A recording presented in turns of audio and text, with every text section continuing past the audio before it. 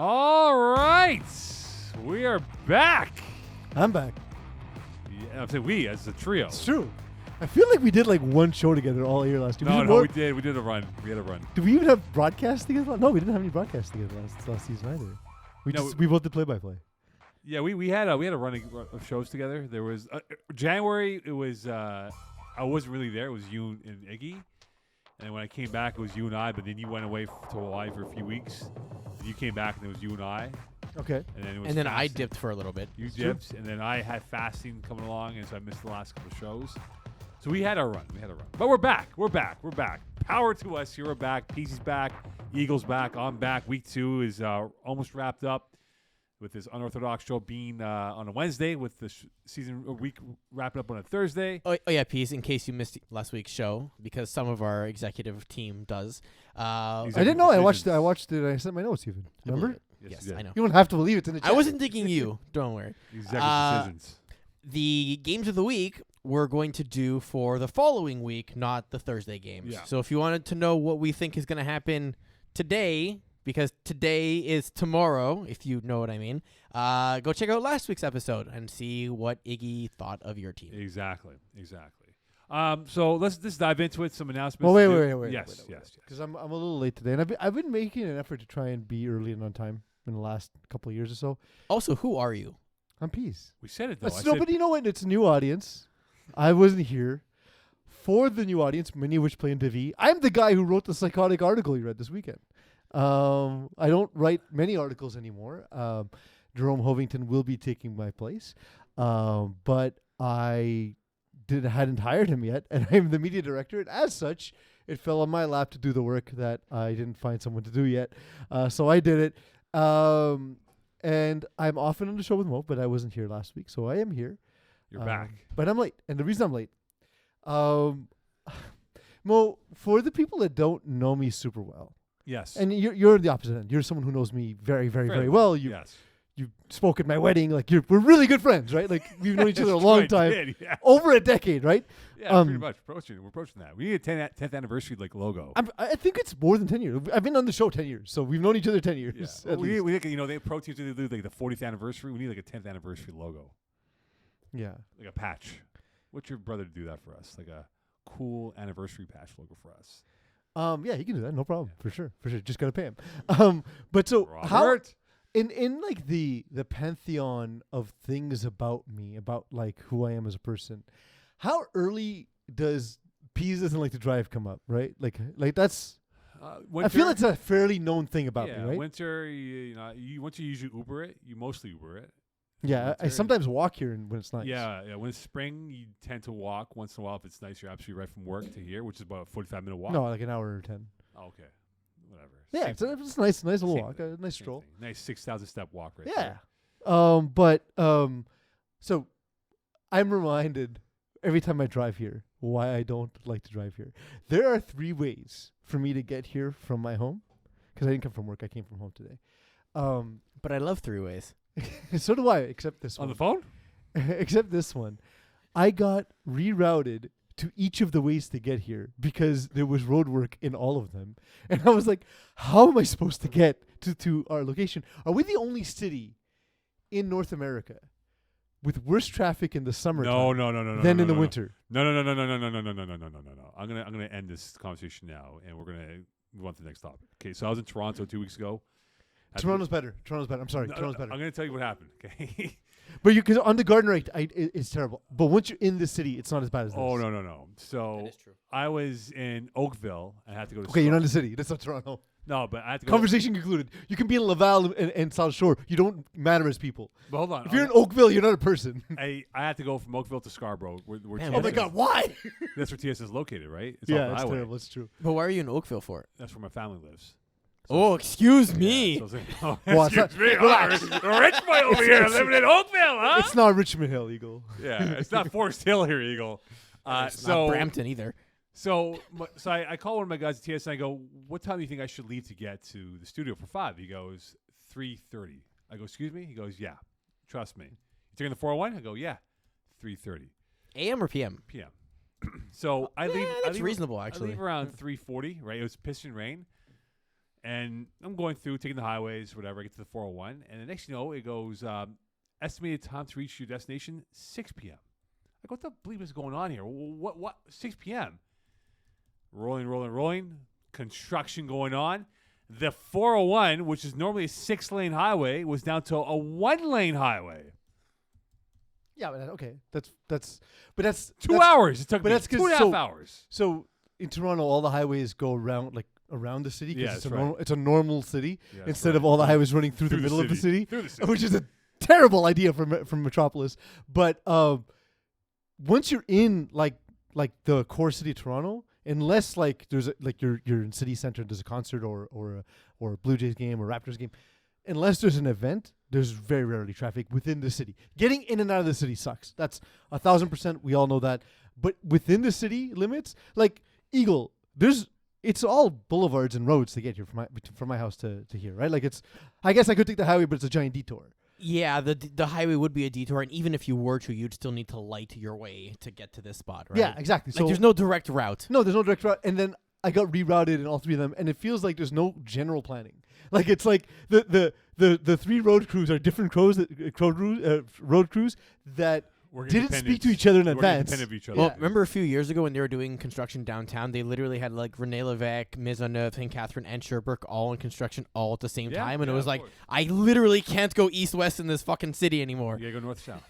North-south. Anyway, that's our traffic frustration for the week. So with we missed the traffic reports, Mo, by the way. Yeah, I know. Well, it's also, by the way, since it is a reminder though, and do to pay attention to Mo Khan's traffic updates when he does provide them specifically from his house, his house to where the field he's working at. Mo Khan's benefits. But honestly, do try and leave a little early for your games, especially if you're playing in the South Shore. If you live in the East End, the tunnel is an unmitigated disaster. Getting to Laval is not so bad, except if you have an early game. But yeah, honestly, summertime in this city is pretty hard to get around, and it's good. Try and leave early enough for your game. Summertime and the driving is terrible. Yep. All right, so let's just quickly here with announcements and stuff. So week 2 is now wrapping up this week on Thursday, and week 3 is when the uniform policy will kick in. So please have your numbers on your shirt properly visible and approved in terms of what you have to do. No tape, no markered, and whatever else. Just have a proper number on. Pictures, that's still going to go on, I believe, Eagle. Like I know we did some this week. It started this week. Hopefully we'll have it wrapped up by next week, I hope.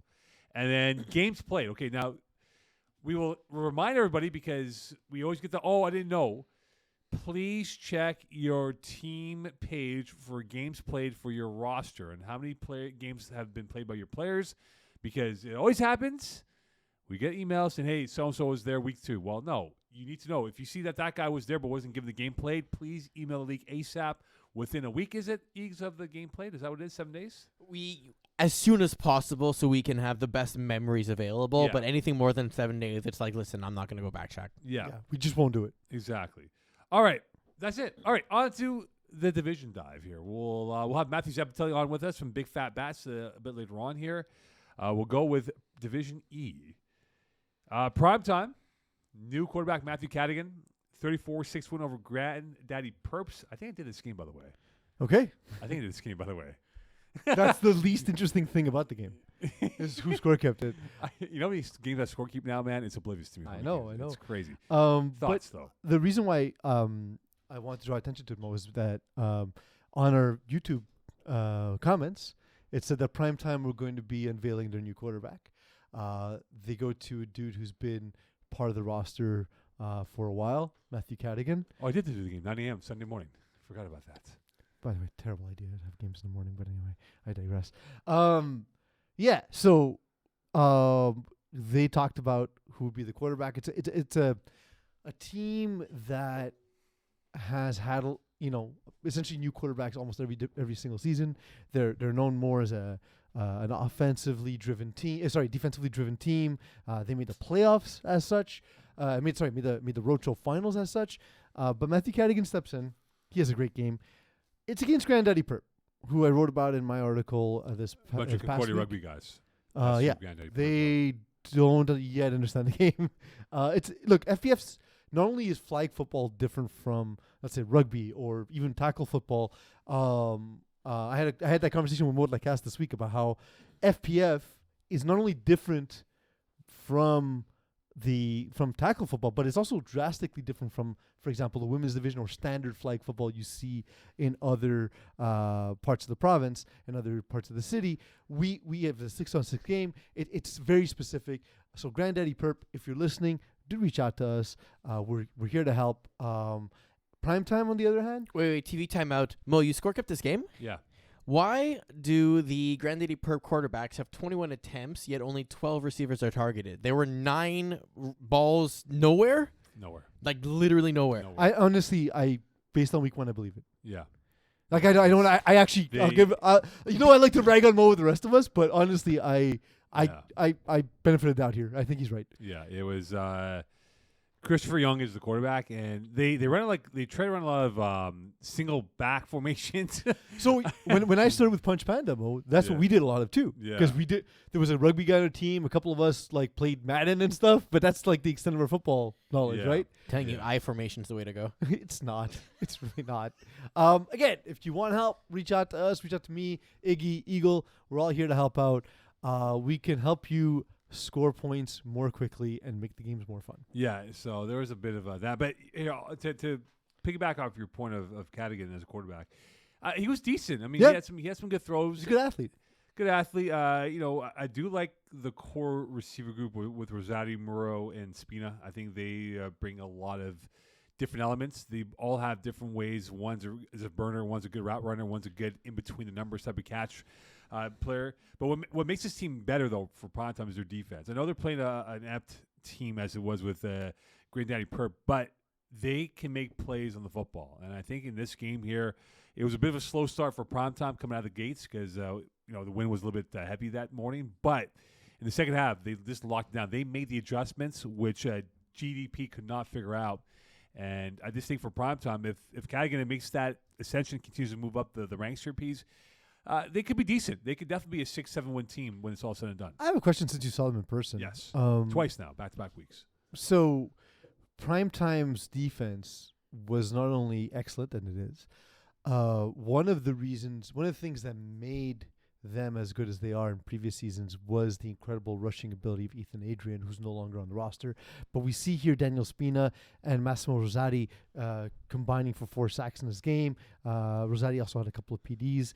So my question is, have they successfully replaced Ethan Adrian by committee, or is it just because they played a rough team? Spina actually came in to make the sack on a running play. It was one of those. Okay. Yeah, but just to say, Rosati's are they? Do you think when they play the better teams, will they feel the loss of Adrian, or are they confident enough on defense? The loss of Adrian. I think Rosati just had the luck of the fact he was playing an inexperienced quarterback trying to figure out the FPF game.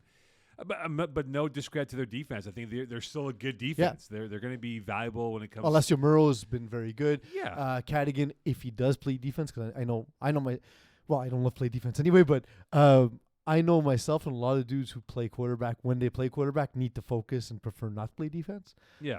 So I don't know if he's playing defense, but in the past, when he's played defense, he's been really good also.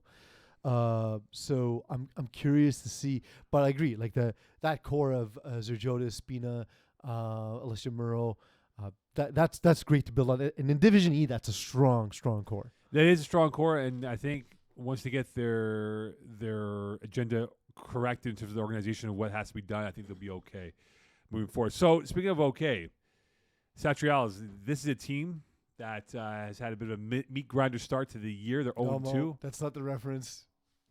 But hold you on. gotta ask what's in the meat grinder. What's in the meat grinder? Eagle, do you get the reference? Satriales, what's in the meat grinder? I actually don't. Sopranos, they ground up a dude. Yeah, and I was going to say, I was going to be the point when Christopher goes, I'm not going to eat here for a while. Yeah. Let's hurry up. Maybe we gotta pump the brakes before we eat a Satriales. I know, I was going to say, I was bringing that, the chicken bring that up, though. I was going to say, I'm not going to eat here for a while. My bad. I jumped the gun. It's 2 o'clock in the morning. You go chop up some, I'm going to eat here for a while. My God. All right, so they lose 32-31 in Mary Vic in a close one, losing to Cover 3 inches long. What a name. I wrote about it in my article. I was like, I don't even get the reference. Is it like a sexual innuendo? Is it the coverage? My mind goes off in too many different directions. I don't get it. I know. So it's both. Yeah, but is it even either? So are we surprised? I mean, they lose by 1. So this is a team where some of our familiar repeat offenders, so to speak, from repeat offenders, and Alessio Barazzoni and Raf Morelli, the Division C writer, they're on this team, so they have a lot of experience on the roster to begin with.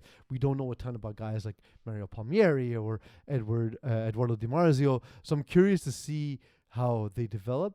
But they've gotten off to a little bit of an auspicious start, 0-2 for a team that does have some experience in playing in the lowest division. You'd expect them to be able to coach the guys up enough to get by a team like Covered 3 inches long, who I expect to be one of the weaker teams, given that Fabrice Tremblay is in his first full season as quarterback. He threw 3 interceptions in this game and got away with it. Yeah, it's for Satriales now. This is a team that, as I said before, we know them well enough for the veterans that they have, right? But again, for this division that they're in, there's a lot of knowns because we don't know all these teams, right? That we can say, yeah, this is a tough team, this is a bad team. We don't know. So maybe when they do have the next game against Rapids in Laval on Thursday, this next week or 10 days from now, maybe they go 1-2. But let's think about this though. They lost to FSU, formerly known as Falls Kings. Mm-hmm. That's not an easy game. FKU, Falls Kings State University. But they could put together a run of wins here. Wait a second, that's awesome. So you're thinking Falls Kings University is actually also State College? Well, yeah, Falls Kings. Man, that's you're not getting a great education there. No, you're not, man. Falls Kings State University, my friend. But I think Satriales can figure it out, though, and I think they will. I mean, 0-2, like, we always talk about the dreaded 0-2 start, but you recover. I mean, for 0-3, 0-4, then, okay, you're in trouble of, like, hey, you're not going to finish first place. But 0-2, they can still make a run and be a 6-7-1 team after it's all said and done for their schedule. Well, especially, like, week 1 is kind of a wash anyway. I think in my last, on a personal level, my last 4 seasons have started 0-1, and they've all been winning seasons. Yeah. So I mean, week one doesn't matter a ton. Week 2 matters a little bit more, but then by week 3 you're starting to play real ball. Yeah, I think because it's also like getting back to bring your point up. It's getting back into football shape too, because some guys haven't played since mid-March, and they're getting back. Which year? I'm just saying of this past year. Yeah, because some dudes have injured fingers or egos. Yeah, exactly. Whatever. But in this case, though, I think Satriales would be okay. I think they can definitely get their run of wins here. And I think now with the way it is in this playoff format, again, with how it's going to play out, they're probably a middle-of-the-pack team. And that whole sequence of the playoff format will unveil. Yeah, we'll see how the less experienced players on this roster develop over the season, right? Because that's going to be the key. Because we know Raf Morelli, if he's rushing, is the best. He's the best rusher in division if he's rushing. Devastating. He had a disgusting interception against me in Division C, where I threw it not thinking he could get there, and he made a great play, right? So like he's that level of athlete. Alessandro Barazzoni can not only be effective as a receiver, as a defender, but also lend an ear in the huddle and offer solutions to the quarterback who doesn't have experience. So that's going to be. Those are the parts of the team we're sure about, and now we're going to see how that translates for everyone else. So for only flags, George Spano, the quarterback played. I mean, they got a huge game against Mika FT, who I saw play earlier this week, and I think they look really good, Mika FT, in terms of their format and what they have. We still allow that team name, huh? All right, cool. Yeah, we did. So our thoughts on Spano being the quarterback for only flags. Well, Spano reached out to me before the season. He asked for a couple of pointers because he'd be throwing again. He played on a team that, in my estimation, one of the greatest names in FPF history, Dawson's Calf's finest. I just loved it. I thought it was a cool name. But George reached out to me. He wants to improve. And I thought when I first saw the roster, I was like, I remembered him from when he played. He didn't play a ton of quarterback, but I remember watching him play. I was like, oh, this guy has a lot of ability. And I think if he commits to playing the position, he's going to get really good really quickly. I think as a quarterback of only flags, that's going to serve them best. They were part of that disgusting 2-2 tie to start the season, which I went on a rant about in my article. But actually, it wasn't me. It was in the voice of Stephen A. Smith, to be fair. But in all honesty, having seen him play and knowing a little bit about the team, he wasn't like doing well week 1, like physically, so he didn't feel up to throwing. So he just sort of played on the periphery, it seems. But he he is back. He's going to be the quarterback for the entire season, as far as I know. And look, first game, 100.2 QBR. Right. Like that's first game after not having played in a while. That's a great sign. They beat Pasta Labiat, another well-named team. Well, if you like spicy pasta, Pasta Labiat is your way to go. Well, here's the thing. Like, Mickey FT's got a really good defense. And this will be a real test to see how he will stack up against a very good defense that already has 3 INTs and a bleep load of PDs. Hey, he's part of the 12-yard hooks family now. Yeah, so I think we'll see how that goes. The question is, how patient will he be? Yeah, and that's all. That's the key, the most important part of the position is exactly that, is being patient, going through your reads. We'll talk a little bit about some of the quarterbacks in this league who look great but are going to struggle with that against some of the better teams. Yeah. I think Spano has that within his tool chest, though. Right. Eags, what's the plan here? Are we going to have Zeppetelli now, or are we going to wait a few more minutes? We do it when we're ready. Okay, we'll do the women's first, then we'll have Zeppetelli. Yes, sir. Yeah, so exactly. Quickly before we go to women's here, Peas, right now we have 6 teams at 2-0, or sorry, I beg your pardon, 8 teams at 1-0 or better, but mostly for the teams that play multiple games. There's 6 who are 2-0 or better. Are we starting to see a separation of the best within the rest of the division of E moving forward? Yes, well asked. Well worded question. I know what you mean, though. I know what you mean. I lost my train of thought. It's okay. Look, Hail Marty's is already 3-0. So hell of a start to the season. And who's in second place? Houdet. Say it properly, please. Because it's capital letters. Houdet! Oh, sorry. I was going to say Houdet. No, Houdet! Houdet. Houdet! Yeah, the ginger sauce is back. Town Gatehouse. 6 points allowed so far. Yeah, no, they're looking good. The thing is, this is what you kind of expect in Division E. We don't know a lot about the division when the season starts. We don't know enough about who's going to be good, who's going to be bad. So we tend to see the cream rise really quickly. It's like if you leave the cream out at room temperature for too long and then it curdles. That's what Division E turns into.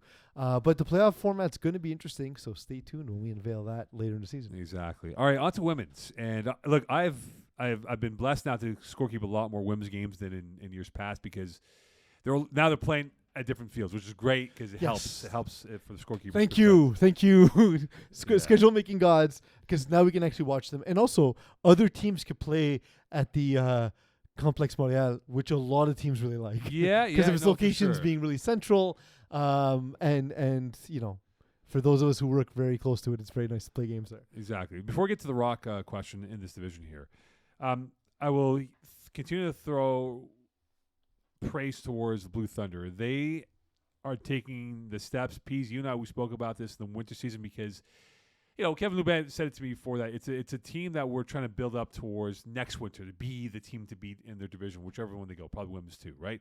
Yeah. And they're just taking steps this year. I saw them play week 1. They were phenomenal. Week 2, they dismantled their opponent. They're 2-0 here, Pease. And in women's division, they dismantled their opponent in week 1. Oh, in week 1. I thought the way you phrased that, you made it seem like it happened in week 2, and I was like, it was 7-6, Mo. No. Game you watched. It was a 7-6 dismantling, though, Eagle. And also, week 1, 34-30 is not exactly a dismantling. Listen, they're dismantling their teams, their opponents in close games. It was a 2-score game. What are they dismantling? IKEA furniture? It was a 2-score game. But they have all these pieces left. Yeah. Well, what do we do with pieces? But anyway, even in the 7-6 game, though, this team is maturing before our eyes. And I believe that they are probably going to be one of the favorites, if not in that top half of that division, where they could be a championship team when we play the finals on August 6th, August 7th. So, if I'm understanding correctly, I just want to clarify before I go forward and then make an ass of myself in the women's division, as this happened in the past. This is the Cavaliers. That's right, the Champlain Cavaliers. I thought so. Kevin Lubez coaching them, but what he's doing, though, is that he's doing it from afar. He's not on the sidelines coaching them up. He's allowing them to kind of figure it out. That's good. Kev is as great a player as he's been in FPF. He's amongst the best coaches and leaders there are in the league, and that's one of the reasons. But I don't want to make it too much about him because this is the women's division. Yeah, they're the ones on the field. They're the ones doing it. But if you remember, Mo, they ran with 2 quarterbacks in winter. It looks like now Juliette Beauvais is going to be the quarterback.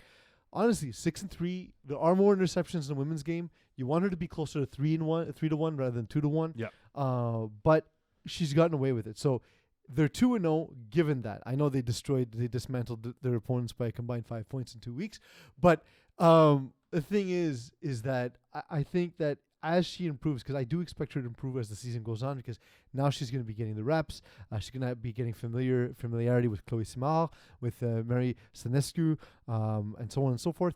Like those players are going to be key, and we see sort of like the Kevin Lubin imprint in a way. You have sort of volume receiver in Mary Stanescu and Chloe Simard, who hasn't yet to sort of break loose with some big plays, but her and Daniela Escobar are sort of the playmakers, and I think that is an excellent core within this division. If they can just limit the errors, limit the mistakes. I think, and also Wildcats, they're the best team right now, 2-0 in that division. They're tough, Wildcats. They'll play Blue Thunder actually in Week 10, which could very well be for the division title for number 1 seed here. But Wildcats, I am impressed by what they have, though. I like them in winter too. Yeah. Wildcats were fun. By the way, I don't know how you feel about this, but I think that once teams, like franchises, have a team name in women's, because of their affinity often to CJEPS universities, they should be locked like to that franchise. You know what I mean? Right. Like there shouldn't be allowed to be another Wildcats. Like or maybe like it has to be also from that school or whatever that is. You know, like I kind of like Red Nation laying out and not taking the Cheetahs moniker, like because it allows for VC Cubs to eventually be the Cheetahs or whatever it is, right? Yeah, exactly. Say the TBT, right? The basketball tournament where the schools that come from, they go Bayham's Army for Syracuse Orange type of thing. That would be cool. Like, I'd be curious to get their opinion as to whether or not they would like that, because obviously it's their division. But I think that would be cool. But yeah, I think to me Wildcats are the favorite. They got so good so quickly in the middle of last season. Like I left for Hawaii, I came back and they were a different team. They had like a growth spurt, of success. But it's wild. 15 points against so far. They're looking great. Yeah, and they did it with 5 players against Bit on Tuesday in Brossard, and Bit's got some decent players. They got Maria Mansari, who's a really good player, who I think is something to watch out for on this roster. But look at the depth though for Wildcats. Tamara Journeau, Virginie Journeau, and Josiane Martin. But they only had 5. That's the crazy part. But if those 3 players are 3 of your 5, you have 3 of the best players in the women's division. 100%. And you know what? For a while though, Bit had the lead. Like it took Wildcats a little bit longer to get going in this football game.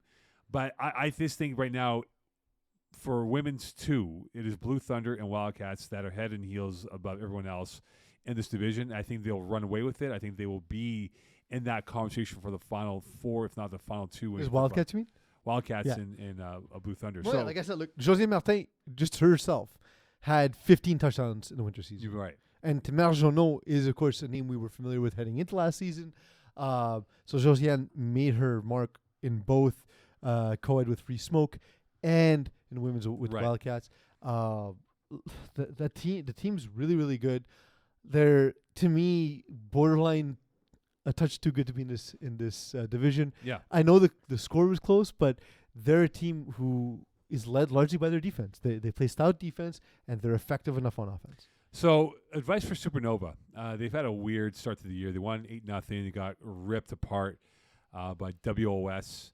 But okay. Like most teams are going to get ripped. I know, apart but it's just a weird start because they had an 8-0 win and they get ripped. So, do we have any words of advice for Supernova in adapting to the FPF game in terms of making sure they don't lose the confidence after what happened with WOS against them? Well, in games you're playing against the top tier teams, or women's 1, basically eat as much clock as you can, and don't force things on late downs, and basically that's going to be the key, because turnovers are the linchpin in the women's game, because if you get a turnover on downs, the other team takes over from the starting point in the field, but if you get a pick, it's at the line at the new line of scrimmage defined by the turnover. So if you can at least limit the errors and force the other team to march. But that said, dude, like Florence Pro, she threw 2 interceptions. It's not terrible for women's, right?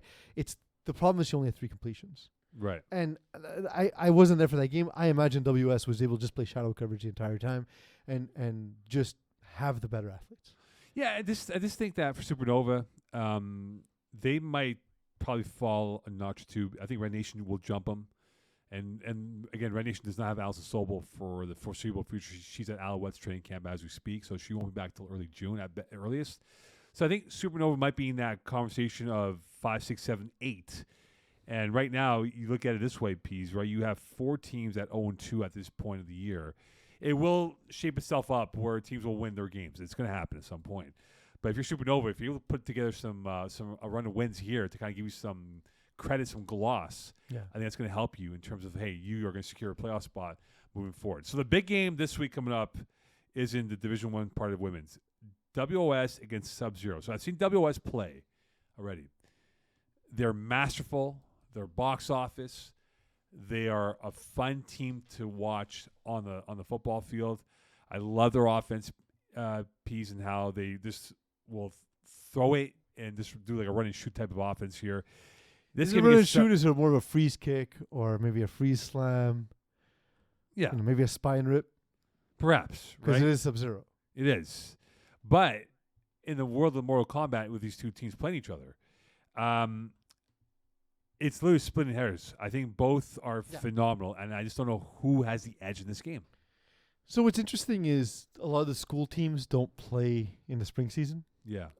So what it does is create this opportunity for these other teams to take a stab at winning the top division, right? Right. And this season, that's what we have with WS, and we've talked a little bit about WS already. But Sub-Zero to me is every bit as good. Obviously, they've allowed slightly more points, but they've only allowed 2 scores in each of their games. I think Sub-Zero, led by Maud Lacasse, playing in women's, like we've seen her, and we'll talk about her playing in co-ed and men's as well. We've seen some struggles playing in those divisions, but those divisions, we talked about at the top of the show, it's different from playing in this division. And Maud Lacasse is a master in this division. Mm-hmm. And so I'm curious to see how a team with Maud Lacasse and Sarah Parker on the same roster, each of them playing a game. I don't even know. I don't have the background knowledge to know who's the full-time quarterback of the team. But like, you can't go wrong with 2 of the best women in the province playing quarterback at your school. Sorry, at your Young Joe Joe Montana for those who are 80s football fans. Yeah, and then you have Laurence Pontbriand, Laurent Beauchamp on this team, Tamara Journeau. We've talked about Jasmine Farmer. Like it's not one of the school teams per se, but it's a lot of the stars from. It's a super division. team. Yeah, it's a super team that's playing against a WS roster that is good and young in certain positions, but it's going to be a good test for the WS, because if they're able to pull off a win like this over Sub-Zero, it just gives them that belief piece that they'll play them again at the end of the year on July 9th, but it gives them that belief that, we can compete with this team and maybe win. Yeah. I'm curious if, because what's interesting is, Parker and Lacasse played for Sub-Zero, but WS has had Adrien Cadrouet and I just saw it. My page is struggling to load. And Emmanuel Bransard. Emmanuel Bransard sort of grew on the scene for the FPF faithful last season. She's great, by the way. She's great. And like, man, couldn't these 4 quarterbacks have made 4 teams? And we'd had this epic division with 4 rock star teams slugging it out, But look, either way, you have 2 teams where we're on our end anyway. I mean, we could do some reporting. I can check in to see who is expected to be the quarterbacks for the season, and we'll see that as the rest of the season checks out. Yeah. But man, you really can't go wrong if these are the 4 quarterbacks available to these 2 teams, right? For sure. Maybe in the winter it happens, right? We get back to that wealth over there. We know that we will. Exactly. But again, I think so far the women's game has been great. And it's going to get better. Like, the Petite Miette's 0-2 right now. This is a team that I have high respect for. I watched them. I scored kept a couple of the games last season. And I just think that they'll figure it out. But 0-2 is a bit of a surprise, because I thought they would have been at least 1-1 at this point of the year. So, a lot to look forward to. We'll have Mathew Zeppetelli on next, Eagle, as we dive into Division D. here on Calling the Audible. And for those who don't know, that's the voice of Peasy over there. Hi, how's it going? I'm the voice of Peasy. Eagle is on his phone playing Warcraft of some sort. No, I'm getting in contact with Mathew so we can call him. But you can start with the first topic. Yes, in the we meantime. will. We will. Okay. Can they hear the dial tone? Yes. Excellent. I know. Perfect. I have to ask every time. Perfect. Excellent. Okay. Before we get to Zeppetelli here, I watched the Huntsic play in Division D. Mm-hmm. They have a stud. They have a stud, and I know you want to say his name because it's almost like Baltimore Orioles, his last name. Oriola Poirier, yeah. Yeah. You're streets behind, Mo. Iggy and I have been talking about Oriola all season last season. I know. But no, it's he's my awesome. first time I've seen him play. He's really, really good. Yeah. I saw him play, and then Iggy recruited him immediately. The dude is great, and Francois Rachette and his team also being really good. He's going to Kokori, by the way, Oriola. Yeah. Poirier. Yeah, I heard that as well. Anyway, great breaking news for the rest of the division to know. Definitely, if you're playing against them, that's the dude you need to watch out for. You see, he made a play, and the reason I want to bring him up is that the game was out of hand against Red Dragons, who just didn't like. Red Dragons had. It's weird, like they play up, they play down, and sorry, I beg your pardon. It's the inverse. When they play better competition, they just don't play up to that competition. They play down to the competition. I've saw in Guillaume Boulanger like stress last season when playing against good teams. Yeah, you see he puts a lot of it on himself. Yeah. And he's improved so much in such a short period of time. But these kind of games will happen, and that's okay. It's the honest thing, man. Like, it's not failure. It's you're building towards success, right? Yeah. And that this is a scenario where it's uniquely true. So there was a play he made, our boy Oriola Poirier, where it was a deep ball to his side. He's playing the right side of the Red Dragons' offense. He's playing left cornerback, right? He had his back towards the play. He was like a yard or so away from the guy, or 2 yards away from the receiver. Ball's in the air. Maybe he has eyes behind his head. I don't know what it is, but his senses were impeccable. Ball's coming down. Guy's about to catch it. He goes up in the air and he bats it. Like he's like this. He's running and then he bats it without sensing the ball's coming next to him. He just knew. Yeah, he has a great feel for the game. That's the thing. That's a dude like that. That's how he ends up playing U Sports, right? Yeah, because he just has a natural instinct for the game. His yak, he can turn a 5-yard hook into a 35-yard touchdown. Yeah, he's a treat to watch, and I think he does a lot for this team. Justin Gauthier, already 12 touchdown passes, no INTs, and his passing completion numbers are very really really well, but it's really helped by what Poirier does for him. It makes a simple play into a box office ending. yeah. So honestly, that's one of the types of receivers you need in FPF is a guy who can take a drag or take a hook and take it upfield and do the damage for you. Because if it's wide open, like you don't need to be able to you don't need to have to chuck it across the yard, right? No, and I asked one of the Huntsic players, I go, are you guys all current? He goes, no, we're mixed. Like there's guys going to U Sports, there's guys who are on the roster, there's guys who are former Huntsic players who are all friends within that group of teammates there. So I'll be curious to see how they play. They're 2-1 now. They lost close one of the big fat bats. We'll have Mathew Zeppetelli ask him about that in a couple seconds. But I just think that overall, it's not yet, Mo. Yeah, not yet. We'll ask him though when we have him on. But I just think that they can maybe get 7 wins and be a top end seed in the playoffs here. So I'm really impressed from Huntsic so far what they've done in the early going here. Well, I gathered it was going to be a lot of the dudes who played at Huntsic. Yeah, and for sure. I gathered they would be at least competent. And then when I saw Oriola Poirier on the roster, Mr. Baltimore himself. Yeah. You know. Mr. Cal Ripken himself. Speaking of that, I'm wearing the orange, right? You are wearing the orange. We're in more burnt orange. It is more burnt orange, actually. So, in fact, their next opponent for Huntsic is Blitz Sisters. Mm-hmm. And we know this team very well.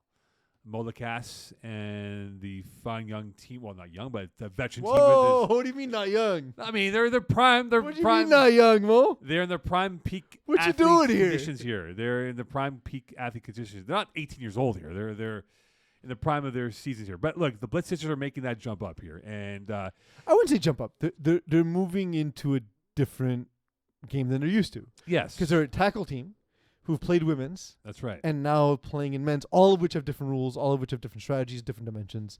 Iggy and I both played against Molakas this weekend.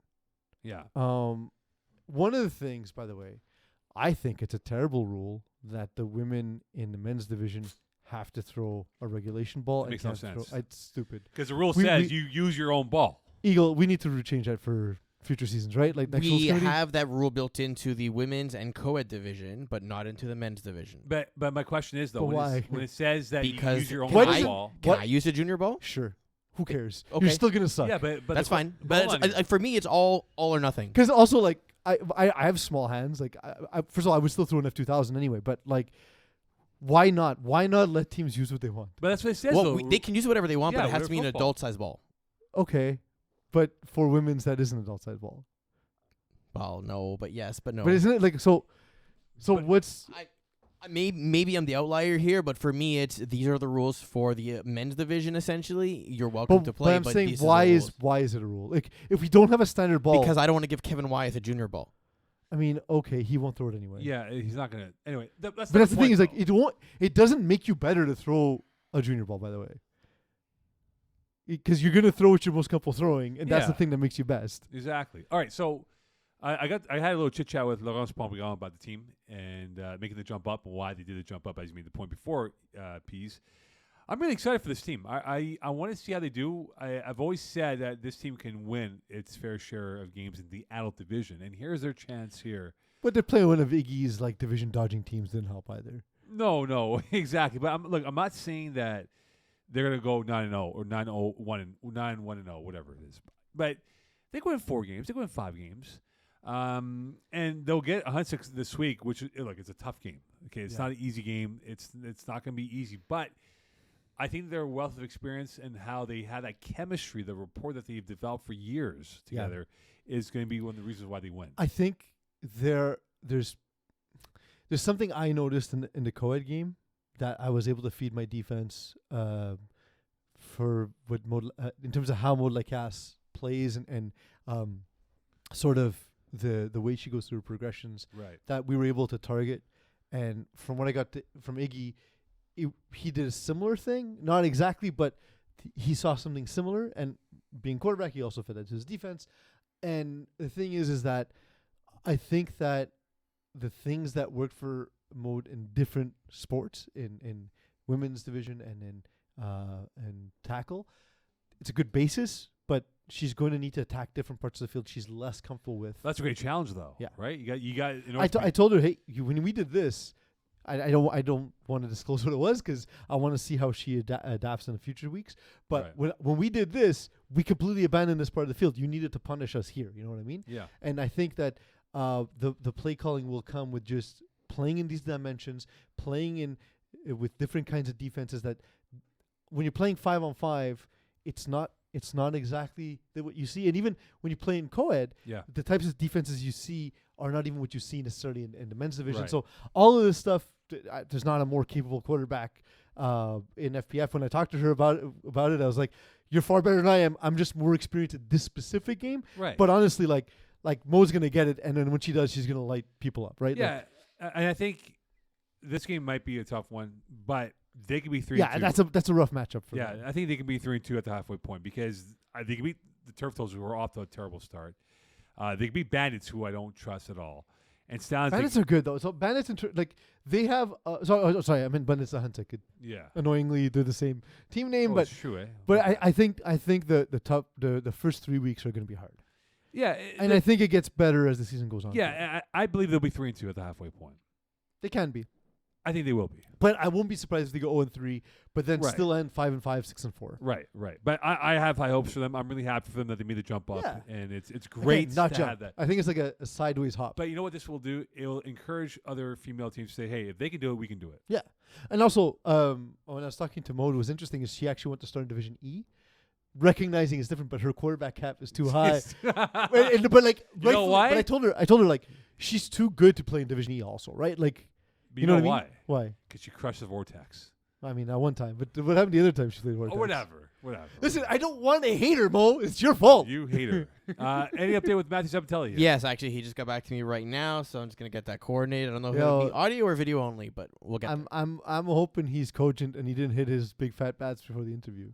Oh, that's gonna be amazing. Yeah. Yeah, if so, I might need to exactly. take a break before we do the segment. Okay, break down Le Renard, Vif, or how do you say this, VIF or Vif? What do we call these guys?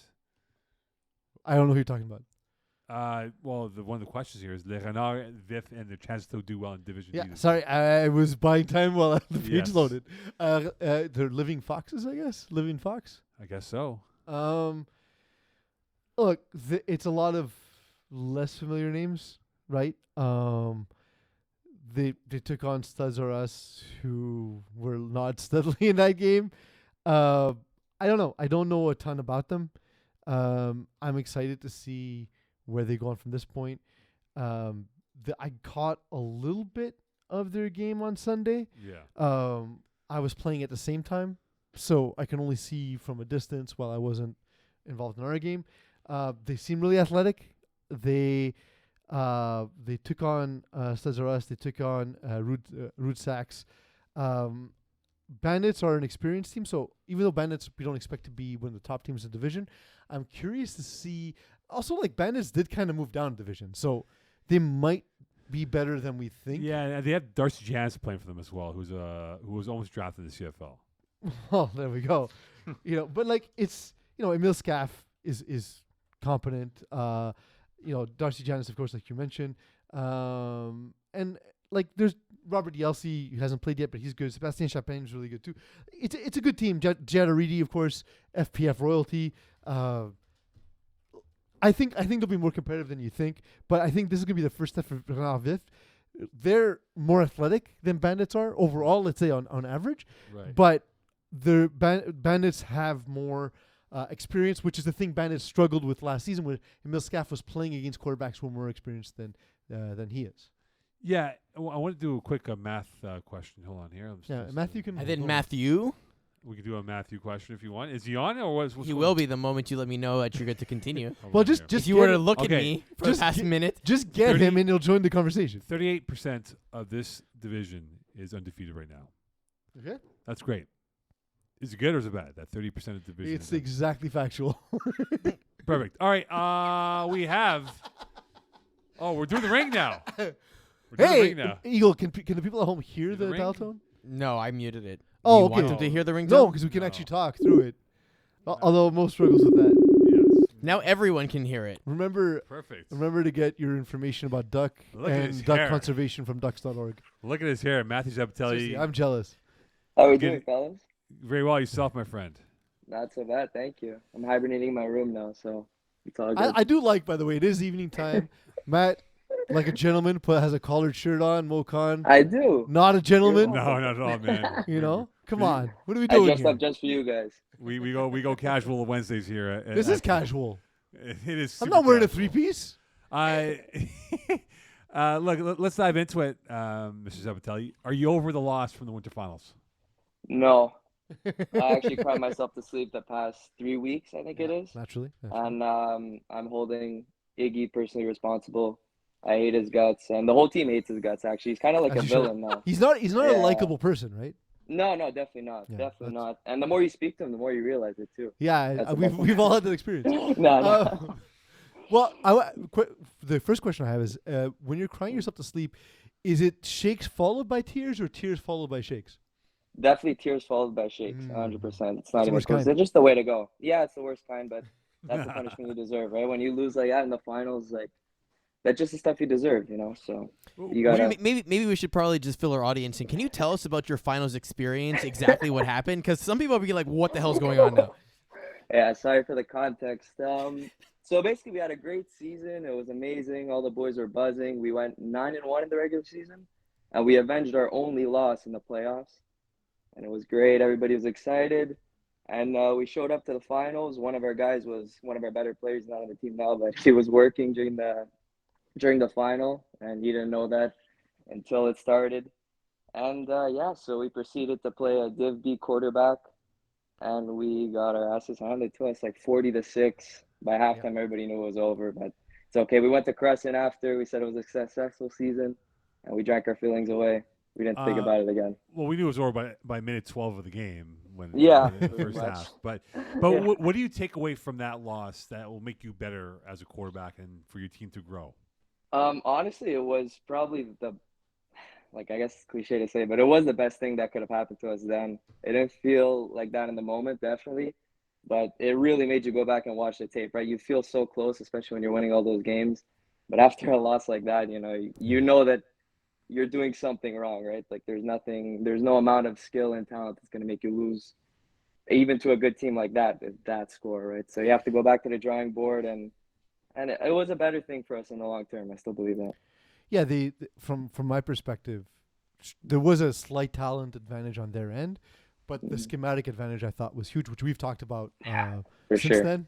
Again, I probably should have reached out to you before the finals, but I No, didn't have a no. moment before. But I'm happy to see that, because we talk about all the time. We're always willing to help out. So like Mathew, by the way, is one such quarterback who reached out. Looking good so far to start the season. I was there to see some of the Big Dracos game against Big Fat Bats.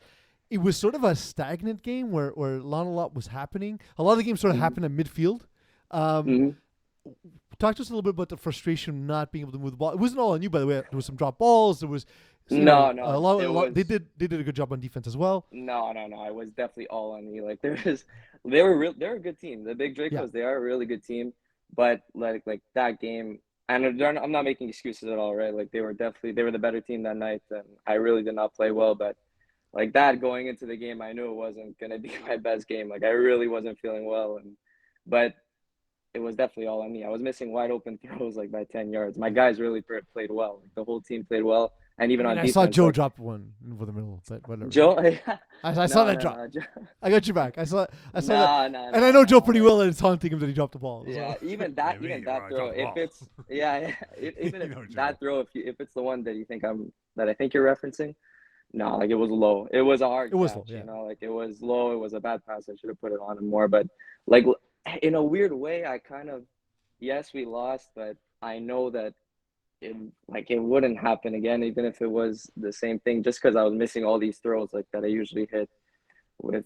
It was wide open guys. They weren't the hardest throws, but when you're putting them into the ground, you can't win like that. Yeah. Talk to us Yeah. about the addition of Ryan McNally. He's a McGill Oh my God. football player. I know I saw him a while before the spring season. He's like, I'm pumped to come back and I'm going to play the Big Fat Bass. I'm like, why would you play Yeah. those losers for? But no, what does his addition mean to your defense? Because he has that experience to be a game breaker for any defense out there. No, Ryan's an absolute monster.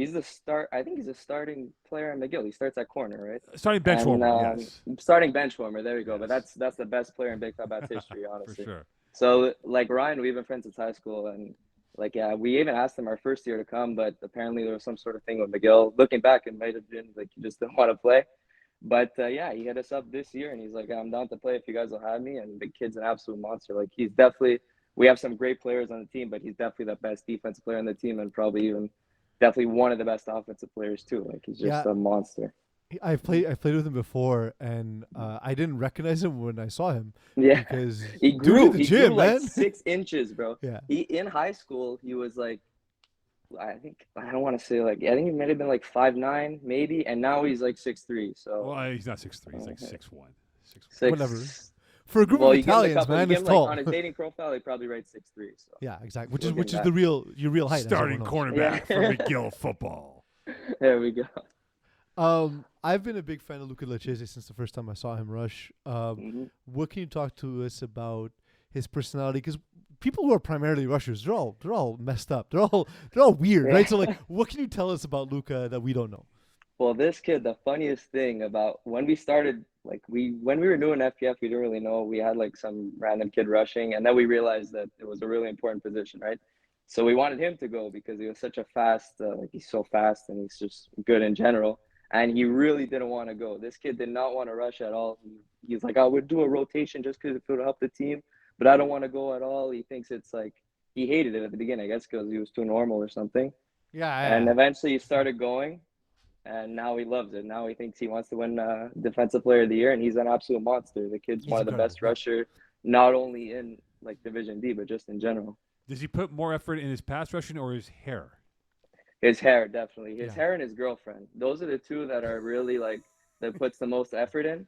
And then rushing comes third, when he's not in school. He takes a bunch of night classes too. The kid's busy as hell. So, but yeah, definitely one of the best rushers in all the league, I think. Like he's a higher division player that we just kind of kept under wraps. And it was really good that we played so bad in the finals, so no one like tries to recruit him. I don't know. I've been trying since day one. No, look, I've been a fan of you guys from the beginning. I remember covering the division when you guys started. It's cool to see how quickly you've developed. So I remember it was kind of just like a 2-man game with you and your brother early on, and you've really developed as a quarterback. But the team in general, who can you shout out? You know, we know Joe, we know you, we know AJ. Who can you shout out? We know Ryan, obviously. Who can you shout out that's sort of under the radar on your team? Look, honestly, there's pretty much the whole team does their job. Like, and I don't want to say this to be, I'm not joking. Like, I feel like, especially in FPF, the quarterback, he gets too much praise when things go 1,000%. good, but he also gets too much like crap when things don't go good. If I have to shout out one player on our team, there's so many, but I have to go with a dude. He's missing all the playoffs this year because he's going to Italy with his family like a loser. But definitely, it's very selfish. That's exactly what I said. But definitely Anthony Giacomo Donato, number 21. This guy. Look, when he started, he's really tall. But if you didn't see him, he's like I think he's actually 6'3", not the Ryan 6'3". He's actually 6'3". So his dating profile 6'5". Exactly. Yeah, Precisely. 6'6". And like when he started too, he's not the fastest guy in the world. Even he'll tell you, but he really put in like the work, and he's such a team player too. Like he really put in the work. He's one of our better defensive players, even despite never playing football really. And he's not the most agile guy in the world, but just because of his length, he uses it amazing. And he's definitely the most underrated player on our team, I think. Cool. By the way, you're about to hit some milestones for the season. You're about to hit 6,000 for your career in passing yards. I am. Yeah, I you're about to hit that. You're about 200 yards away from that. So this one's like and in 31,000 yards, you'll catch up to me. And, okay, 31,000. yeah. So you need a few more seasons to play. Yeah. Maybe next season. Yeah, you get there. You mentioned some key guys on your roster who might be leaving town, whatever it is. Is there a guy that we should take notice now, under the radar guy that I know. Steve Martin is also a prop comic. It was literally the last question I asked him. I know, but I'm saying that he's mentioned all these guys, but is there anyone else that we need to watch out for? That's what I'm trying to imply, though. On my team? On your team, yes. Well, Joe is new on the team. He's been playing FPF for a while. He actually has the most. I think if you combine every single dude's playing games, I think it maybe like has 50 more games than Joe. And he knows everything, you know. He knows all the concepts. He probably knows just as much as me, honestly. And I'm like the quarterback, if not even maybe a bit more, just from a game management perspective. And he doesn't look like it, especially with all the athletes we have. But he's such an important piece of the team, and he's going to be a big piece going forward. Anthony, like I said, but he's going on vacation in the playoffs, so you won't see him there. He's going with his family. Eagle, you have a question. Is it the exact same question again? Of the week. Remember that segment? Paisan of the week. Let's do it. Let's so go. Matthew, I don't know if you were around when we did this, but we had Stefano Berardi, who was one of our scorekeepers, and then we unfortunately put him on the media team for a season. That was interesting. But he had this segment he called the Paisan of the week. Well, okay? hold on. I thought of the segment that I give Stefano Berardi. And then he pioneered it, so your idea was useless. Yes. And so basically the idea is you shout out someone of the Mediterranean culture. Let's leave it open because you don't want to offend anyone. Mediterranean. Italian community in particular. Italian community, but Greek works too because you Who's can your mix them favorite up, WAP Portuguese. this week? Yeah, basically. But it can't be on your team. It can't be on your team. That's the Hold kicker, on. though. Before you give that answer, please play the Italian national anthem, please. No, that's copyright. I Yeah, need I to think- hear Serious? I think. I need to hear it to get me going. Are you kidding me? It's copyright? We can't play it? I'm pretty sure there's some like trademark shit. So you can play for 20 seconds. You can play for 20 seconds here. So we'll give Zeppetelli a couple of seconds here to get things organized. You can play What a it. question. So you have to give us the answer within 20 seconds of the anthem here. Because there's copyright infringements, right? You're allowed to play for 20 seconds. That I do know. Canadian laws. I do know that for music and stuff. So we'll play the song. You give us your... Here we go. Does he have to be? It's on now. The music's on right It's now. playing, yeah. Music's playing, so you get Pretend like you can hear it. Yeah, so here we go. Does he have That's to so be good, playing huh? This season? Yes, Yeah, yes. It's crazy. I'm gonna cheat a bit. I'm gonna go with Michael Caparelli. All right, music down, please. It's over. We got the Caparelli, he is the Paisan of the week. Paisan of the week. The Paisan 24 of the week. seconds. That's actually pretty good. Yeah. Yeah. 24? 24? 24. That's good. Yeah. Okay. And All right. our video is now demonetized. Yes, exactly. We're working for free this week, boys. Yeah, we are. Yeah. We are definitely working for free. Thank you so much for joining us, man. Really kind of you to come on with us. And Wish you the best of luck. I know you guys are 1-1, and you have your game against Red Dragons. What an awful game on Monday. I was there for that. So we'll give you that win. You'd be 2-1 before you play the Dilf Gang. And, yeah, I think you guys go 9-1. Red Dragons are no joke. No, they were a joke on Monday against Hunsick. They weren't good. Really? Yeah. DM me. I'll send you the details on that. So anyway, thank you so much for coming on. Thank you, fellas. Have a good night. Have a good night, my friend. Be See you. good. Thank you. Bye-bye. There we go. That's our first guest of the season. Yeah. And if you want to be a guest of the show, on the show, in the show, This of the show, contact on the Iggy. show, Guest to the show. sure. This contact Iggy. Message someone who will respond. Iggy. Yeah, message Iggy, and then And Iggy he- will ask Eagle to get you on, and then Eagle will only do it in the last 3 minutes before the show Yeah, starts. and then Eagle will be like, what's the number? And then what are we doing? Who's Number is this? Oh, fine. no. He sent me all the contact information and then said, do you have his contact information? And I was like, no, because you sent it to me already. Clearly, I have it. He was Thank you. probably confused by that. He was. All right, speaking of confusion, Division B. How was that confusion? Because I'm confused by this start here. So, Silent Ticklers, the defending Div 3 Winter Champions, and Run It Once are both 0-2. Beers and Brownies are 2-0. Are you more surprised by Beers and Brownies being 2-0, or that the Ticklers and Run It Once are each 0-2? Don't answer that question yet. Would you have your brownies with beer? I don't like to mix my Sweets with the alcohol? proclivities. No, it's not the kind of brownie. Mo. Oh, I You're know. so innocent. um, no, I don't enjoy both experiences. I don't like being dry. I like being either drunk or high. But most recently, I made a batch with like a peanut butter swirl. It was excellent. That sounds good, Oh, actually. It what was type of really peanut really butter? masked the taste of the marijuana. What type of peanut butter, though? You go with the cheapest possible shit. Don't put natural shit in a brownie. Really? You don't? Yeah. I don't- also, so you I'm- use like artificial peanut butter. Oh, I'm against natural peanut butter. I think it's I trash. love natural peanut butter. No, it is terrible texture. It means when I see people eat natural peanut butter, it means they have no taste buds. I love natural peanut butter. Yeah, I understand that 1,000%. It makes sense. Love it. You seem like the type. I love it. The, Oh, the, my the goodness. texture is chalky. The separation is terrible. It's very sticky. Yeah, the taste is nothing. No, give me the junk food. Peanut butter is junk food. Enjoy it like junk food. Eat real nuts if you want real nuts. How about both of these? Maybe. Okay, so surprised by the Ticklers and Red Once 0-2 or Beers and Brownies 2-0? I mean, I didn't see Beers and Brownies starting 2-0. They won Hail Mary against Ticklers on a throw from Iggy Bagnets. Yeah. I thought that not that there's a lack of talent per se on Beers and Brownies, because I think Iggy built a great team, and not only that he built a great team, but there's enough players who are familiar with who he is as a quarterback. Guys like Joey Notaro, guys like Felix Boutet who've played with him full seasons, but adding obviously AJ Gomes and Charles Ferraud played the game as well. Jeremy Augustin, I think he played with me in co-ed this week. He fits that system perfectly. It's the right kind of players for that team. Sanders Armand added some size as well, because on the surface it looked to be sort of like a very finesse style team for Division B. I'm surprised, just because I thought Iggy might have psyched himself out going into that game with Silent Ticklers. But do we have actually Eagle? We have footage of that last play? Do we have footage of I that think last we play? do. Yeah, it's it in might the- be it's in somewhere. the FPF chat. So I'm gonna say this about Iggy, and he asked me after the first one in Laval when he won on the Hail Mary.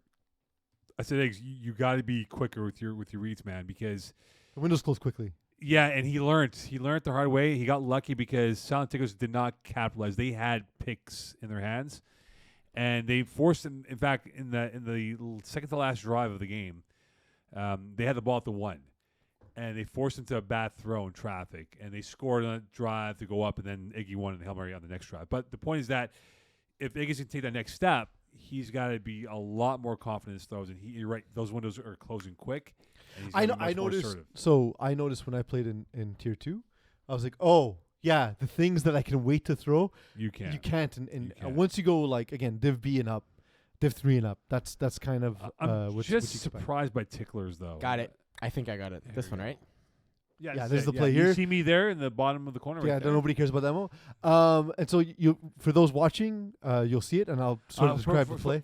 Video credit goes to What? Who's the credit? I think to? it's the team proprietary. Oh, camera. Fair enough. All right, here we go.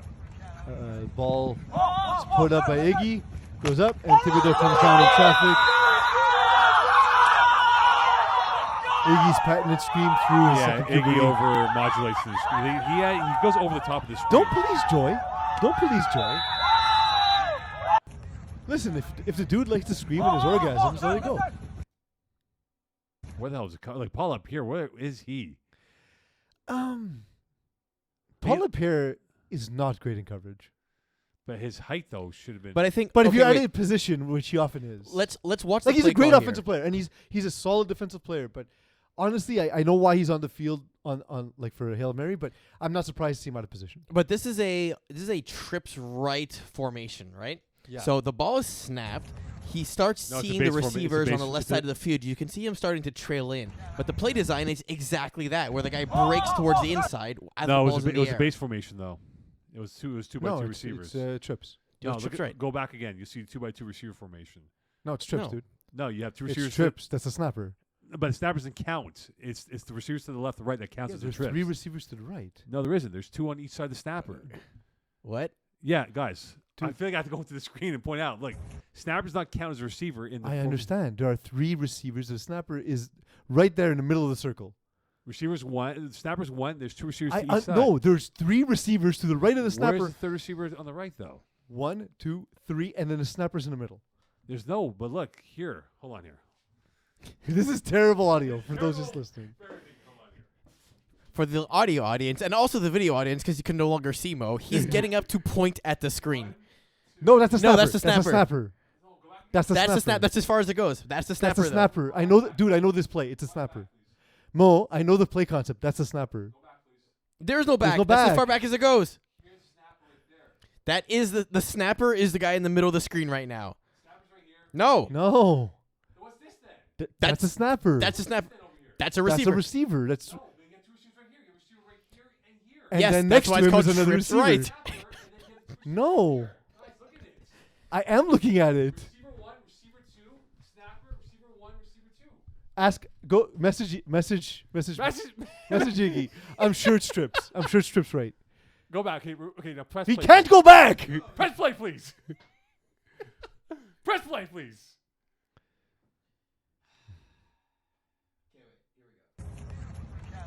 See? 1, 2, 3, 4. No, dude. The dude that you think is the snapper is his receiver on the right hand side. It wasn't a trips play. He ran It's a base trips play. formation. I don't believe so. I think you're wrong. Call Iggy, please. I'm messaging him right now. Yeah. I'm literally. Anyway, messaging it him doesn't right now. matter. This is what we call beauty of Anyway. podcast. So my point of he's responding. What? Thanks, Iggy. What play? Overly specific. Okay. So the reason why I'm saying look at Paul LaPierre on this coverage, right? So he's dropping because the play design right now is making it look like they're flooding that side of the field.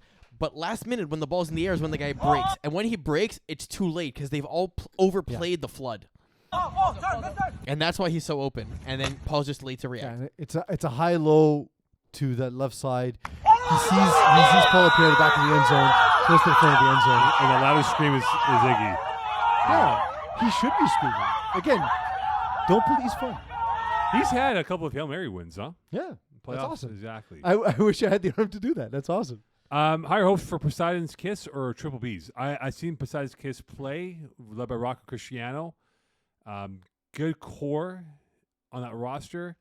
I like that defense a lot. Triple B we know very well, Beer Belly Brigade, in what they bring to the table. But I never know if they're going to be good. But I never know if they're going to be good.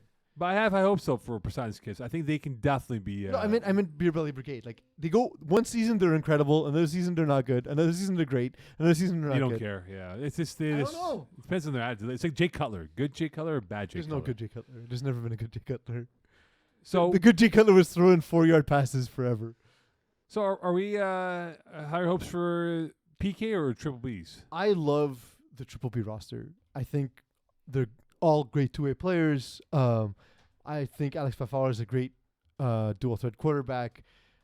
If I had to take a guess, I'd go Beer Belly Brigade. I know they had a rough game against Poseidon's Kiss, but they also beat Mangoose, who should be the class of the division. So, for whatever reason, why is it Poseidon's Kids playing beer and brownies back-to-back weeks in the first 4 weeks of the season? That's weird. At chief.chief.it. Yeah, we got to figure that out. Okay, so they got BRAS coming up on Sunday in Brossard. So that's going to be a tough game for Poseidon's Kids. But I Wait, so they have beers and brownies, and then run it once? Yeah, okay. yeah, it's not an easy schedule. But Yeah. I think B-Rays, they're banged up right now, actually. So they were actually down to 5 guys in the win over Silent Ticklers on Sunday morning. So I don't know how healthy they will be. So that might be the equalizer for maybe Poseidon's Kids to have a chance to win that game against them. Is there a chance that because it's a morning game, it was just a bunch of dudes hungover? No, these guys, they unfortunately, one of the players, he landed hard on the ground and may have suffered a concussion, upper body injury. So he pulled himself out. So they're down to 5 in that game. But I just think that Poseidon's Kids, Rocco Cristiano, he's got a great awareness as a quarterback. I think his receiving core is really good. Joey Corcoran, who we know very well, he's played at University of New Hampshire. He comes back up for the spring season or summer games that he's played. He is a dude and a half. He's going to go to the CFL, I think, at some point here. Don Benevento only played 1 game so far. But they do have a good group of guys that on this roster. Yeah, the question is, can Rocco adapt to playing this level already? You know what I mean? I know his accomplishments outside of FPF, but we've talked about it before. FPF is its own monster, and Rocco's been sort of up and down a little bit in FPF, right? Yeah, you know what? I remember years ago we anointed him as being the next big one, right? And he hasn't really reached that level yet. So weirdly enough, I like flashes. him. Even though the thing I said about him wasn't overtly positive, I like him a lot more now than when I first saw him play. His concepts didn't make any sense. He was trying to beat the rusher. He's actually going through progressions, and he's relying on his actual quarterback instincts more so than his physical instincts, which he did early on in his career in FPF. Right. So I think, he's a playmaker. Just go out there and make plays. Sometimes got to be with your feet, but don't use it as a crutch. And that's the point he's at. It's going to be one night he goes to bed and the next day he wakes up a different dude. He's at that level where it's the next step's going to come and we just don't know where it's going to happen. So just to explain why Poseidon's Kids are playing B-Raps back-to-back weeks, it's a 10-team league. Brownies, you mean? Yeah. Beers and brownies. Beers and brownies. It's a 10-team league, so you play one once. You need to have a second team, right? But it's this order of how they're playing back-to-back weeks is the reason why. Yeah. Valerie Shelder, by the way, another good player. On Valerie's a good, decent player here. He's starting to make waves in FPF. So right. So Benny McMahon now, he made the big jump to 3 in winter, and now he's playing Division B. And he ended the season really well. Yeah, he did. He started weak. Took him a while, but he's got a good core, right? You talk about the Jameses, right? You talk about Ohan. You talk about our boy James Drysdale, our boy Phil Roberts, who's a part of the staff now. He's got some good players around him, and I have high hopes for Benny. I think he's going to take that next step now in this division and really put up some good numbers with Ambush this season. Yeah, when Ben is at his best, the game is running at a psychotic breakneck pace. He's using his legs when he needs to. There's not a shiftier dude in FPF. Yeah, he's of course one of the shorter dudes in FPF, but also his center of gravity and his ability to cut on a dime is really, really, really impressive. And I think James Ohayon adds to the size where you have James Drysdale already.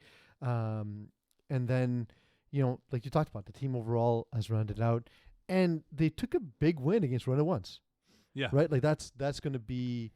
That to me is a confidence building win. You know you belong. Now go do it. He knows Jeff Roosevelt very well, right? Yeah. All those guys know Jeff, so I think that kind of helped. Well, now you've reached the communal era of FPF, where once you get to Div 3, even Div 4 and up, everyone kind of knows each other, right? Yeah, and look, they'll have a tough running games coming up. They'll play B-Raps twice in the span of 3 weeks and Blessed as well. So I mean, with where they're at now, which is now 2-1. If they go 1-2, I think that's okay. If they go 2-1, I think that's marvelous for them to be at that point. But I think Benny's now taking that next step, and I really have high hopes for what he can be in Division 2 this season. On to co-eds. The co-eds 2 and 3. A lot to get to in co-eds. I did see some games for co-ed as well, which we'll hopefully recap here. Peas, as I look to load up the page here for co-ed 2 and 3. It takes my time trying to buy my time. So, here, let me get you the co-ed 2 standings on the screen so you have that temporarily. Thank you so much. Yeah.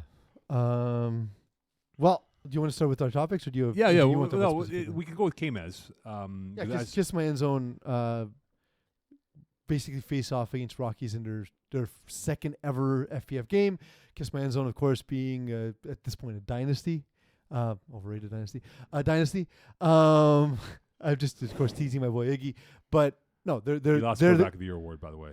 What? Sorry, he lost the quarterback of the year award. Maybe. In the first half, 3 INTs. Maybe we'll see. If those are his only 3 INTs, it won't matter. Yeah, he's done. He's finished. So, but against rookies though, that's what surprised me when I talked to Iggy about this. Are they literally rookies or the Literally team is called rookies? Yeah, they're good group of team. Good group of team. Yeah. Yeah, they are a good group of team. Yeah. The worst part is, I asked Iggy, like, what were they doing defensively? And he basically said it was like a super static defense, and he just misread it. Like, they didn't do anything special. They played the most basic cover 2 ever, and Iggy had a hard time in the first half, threw those 3 interceptions, but then settled down. And like, one of the things Iggy does better than most quarterbacks is manage the course of the game, where he doesn't panic early on. Yeah. He knows that there's exactly, okay, we are at this point in the first half. There's roughly this many drives. This is what I got to do at this point for the rest of the game. Defense has to give me a stop or 2. They did. Louis Bégin goes off. Abigail Cockerton there to help move the chains, as she's great at doing. And before you know it, Kiss My End Zone pulls the win out at the end. Yeah, I think rookies also, the name is synonymous to what they were. They were rookies because they scored with 5 plays left. They give Iggy 5 plays. That's yeah, and they didn't realize. They didn't factor it in, saying they scored like, oh my God, we're going to win. But then you realize, okay, well, Iggy allowed you to score so he can have the narrative in his hands to control it and pretty much end off the game. Iggy and I have talked about this at length. If you give a quarterback 6 plays, it's a win for them. If you give them 5 plays, they should win. Yeah. 4 plays, you're looking at probably a 70% win percentage for the right. And then 3 plays are left. 3 plays or less is hard, because basically, if you give a quarterback 2 plays to get to half field, so if you have 5 plays, that means you have 3 plays to score, right? Essentially, yeah. And if you have anything below 4 plays, that's a lot harder, because it means you need to get to half field to get 2 chances to the end zone. Yeah. And Iggy is so great at that part of the game. He essentially did that. He allowed them to score, and took 5 plays to win the game. So I'll make one quick shout out for the rookies. Cedric Maurice, the quarterback, really good dual threat quarterback with his arm and legs. If he can figure out this game and gain the experience ASAP, he's going to keep this team in a lot of games. I'm not saying they're going to win 5-6 here, but they'll be very competitive in a lot of those games. So it's something to watch out for. James Drysdale. Problem at quarterback? Yeah, he's a problem. So I'm curious about how he's going to face some of the better teams and some of the more patient rushers, because as far as I can tell, and I hope to not receive hate mail. This is not a criticism, but just an observation. James is looking at the rusher and trying to beat the rusher, buying time, and then making plays. His ability to take off anytime he wants makes him really difficult to stop. But if you look at this game, only 85 yards through the air. Which is not good. Only 11 completions. Again, it's fine because he filled out the rest with his legs. But, let's say when he plays Kiss My End Zone and Joey Notaro's rushing, right? That's not going to be possible.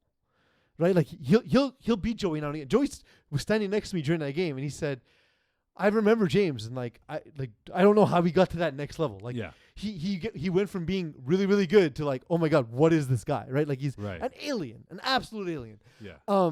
I do think though, at the highest levels of this game, being able to read, being able to attack defenses, there were open receivers constantly against Marshall de Vitesse. Iggy was there too, and we're both like, we're literally counting open receivers in some progressions. Like, oh, those 2 guys, the receiver was open right there. There was 3 open receivers, and he's buying time and he's getting the ball to them. But I feel as though for him to take the next step, it's again what we talked about with other quarterbacks. When we talked about with Rocco Cristiano, is that where he's at in his progression now is he's actually reading the field and using his legs when he needs to, rather than using his legs to have to make plays to throw the ball. Eagle, you talked about that, for example, when it was talking about, was it Kwesi Gordon Mall, right? That you felt he did that too often. I saw that a lot with James in this game.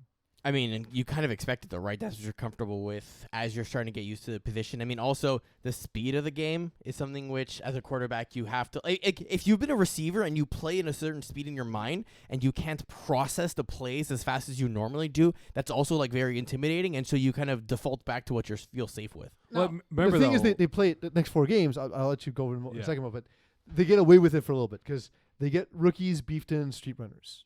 Yeah, Beefton's not a good team right now. Beefton's are. Well, we saw the week 1 when they played us, right? They have 2 defenders lined up 15 yards deep. You can run all hooks every play against deep balls on Tuesday. But to the point of what Eagle is making, and when you brought up with Kwesi Gordon Mall, him being a quarterback at a higher division in Division 4 with what was that team again? He played for with Sam Majid and all those guys. Doesn't matter. Anyway, Brother, thank you. In relation to James Drysdale, yeah, he will get away with that, right? The athleticism will cover his weaknesses, but when he plays better teams that are more structured on defense, that understand what he does well and doesn't do well, can he rise up to the challenge and execute and improve on his weaknesses? If he can't do that, then he will never take that next step in his quarterback progression. And it's okay. He can fail by trying to challenge himself with his weaknesses that he has and learn from it. If he learns from it mentally and physically, I think he will get better for it. But it's going to be fascinating to see how he can grow as a quarterback as well. So just quickly before we move on, in the next few games, it gets demonstrably harder. After that first 4 games, they go on to face the IG team. They go on to face Plenty of Fish. So Plenty of Fish have McLaren Thompson as a rusher. IG team has a lot of speedsters as well. IG team has Rochelot rushing, I believe. They have a lot of speedsters. Sorry, Deep Balls has Rochelot rushing. Yeah. So those 3 games of IG team, Plenty of Fish, Deep Balls, that's where we're going to see, is James sort of the Victor Wembanyama, just unprecedented athleticism where he won't be stopped? He might be Scoot Henderson instead. Yeah, well, I mean, that's also fine. but like I'm saying, like, or will he be sort of exposed as not being able to read defenses yet? I think honestly, I think he's smart enough to get to that next level, but he should use the next 3 games as a way to learn how to read through his progressions rather than just relying on the athleticism that he's going to need down the line, but he can't rely on when he plays better rushers. Yeah, he's going to have to develop the mental game. And Eagles absolutely bang on. That's where he's got to figure it out and process plays a lot quicker, right? He's got to anticipate throws, then react to what he sees. Just all hooks. Exactly, all hooks. And then you build it from there. And if that fails, then you're worse than Mokan. Yeah, exactly. All right, Fit Squad. They get by a block party. And But a tight win, though. It was a close one, but are they ready to compete after having a not-so-great season before? Fit Squad? They were 9-1. BP. Block party. Oh, block party. Yeah, block party. So. Iggy's making a change on the script, by the way. All right, cool. Yeah, look at him. He's changing it. I need to screw around. I'm on the team page. Again, Mo, can we talk about things that relate to the show and not the things people can't see or hear? Yeah, so block party to me, it made no sense that they were so weak last season. Rekha has been the female MVP of this division in the past.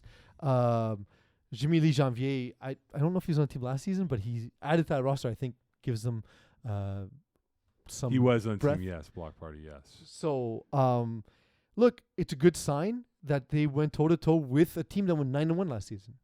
William Brouard, probably one of the front runners for quarterback of the year in the division. And we saw Evan Solomon go toe to toe. Sure, the scoreline for him wasn't as pretty. He added a touchdown with his legs also. But I think block party, if they can keep games close and win some dirty games, it might play their advantage. For Fit Squad, I'm kind of disappointed that the game was this close. I thought this was an easy win. Laurence Pompriant went off for 3 touchdowns. That's the thing she does, of course, is being that ridiculous red zone threat. But the team returned Salim Taye after not being on the team for a little bit. And the defense looks stout, which is part of what Salim adds, is he's a great DB. But honestly, given all that information, given that they have one of the quarterbacks, one of the best quarterbacks, given that they have one of the best female players, given that they add one of their core best defenders, they return him to the team, you would assume that this game would be out of reach early on. And instead, it was kind of close throughout.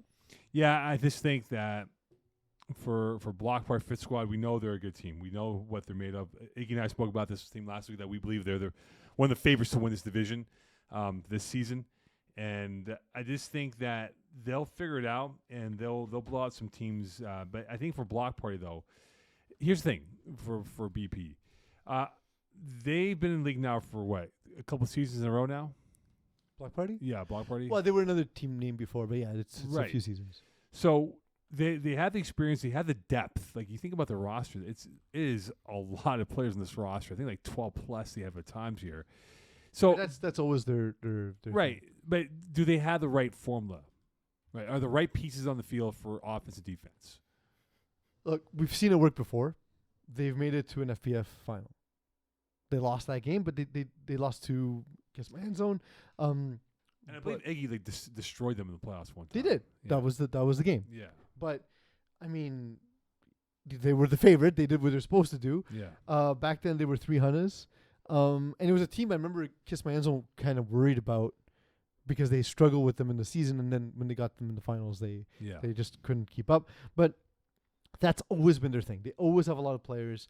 I'd say from what I've seen, they're a little disorganized, but I think their best players are really good when it comes to Cynthia Nitsky-Zafir on defense, when it comes to Rekasiva Subramaniam as basically the best, if not one of the best snappers in the division, and a team that, again, if they get all their best players in the best positions, I think they can succeed.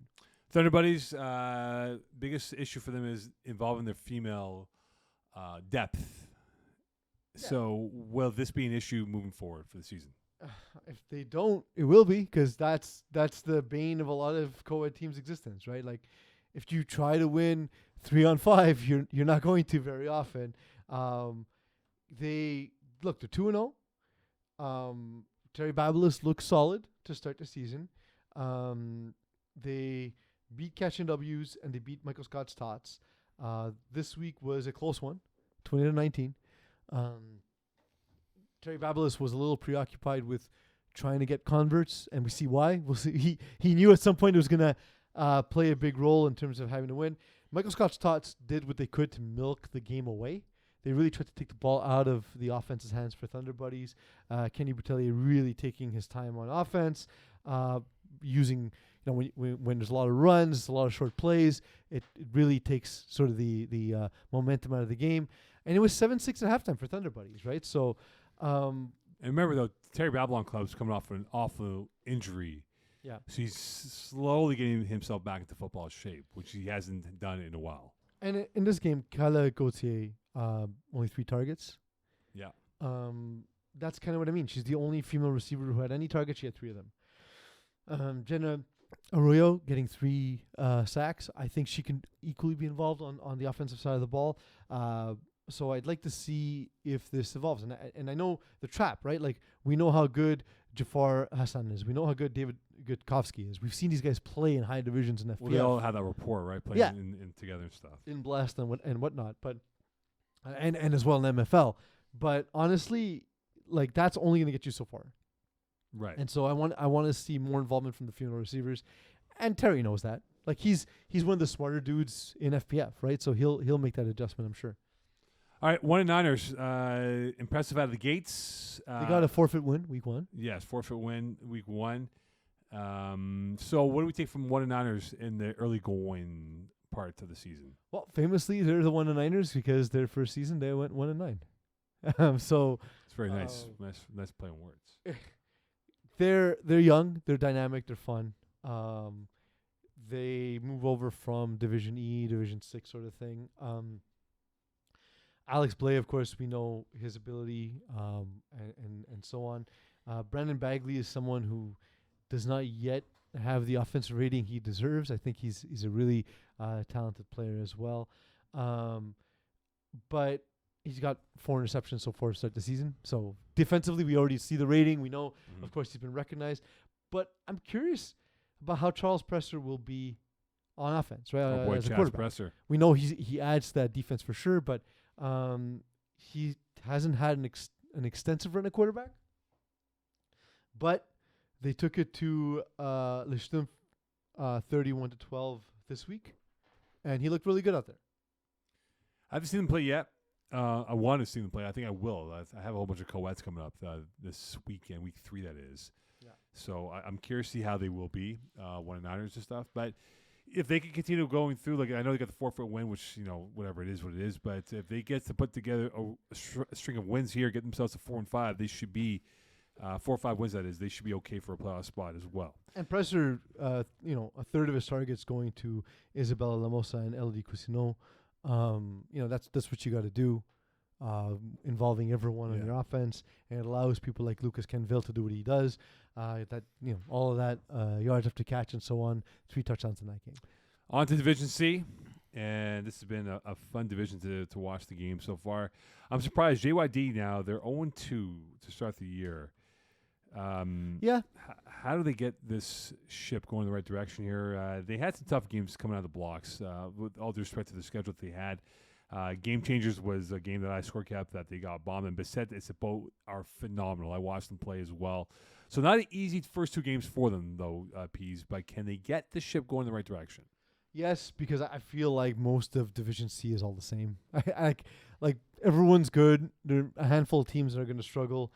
But I feel like by season's end, they'll be in the playoffs, and they're going to be a tough out as they always are. I was going to say, looking at their schedule, I'm like, there's not necessarily a standout easy game on this list. There's no easy games in C. But I also am looking at it, I'm like, yeah, but I don't think they're necessarily underrated or like going to be the underdog in any of these games as I'm kind of going through the It's list. almost a Like, there's push a for few some where of it might these be more games. tight, but yeah. I think Bleu Brown Lars is a team they should beat.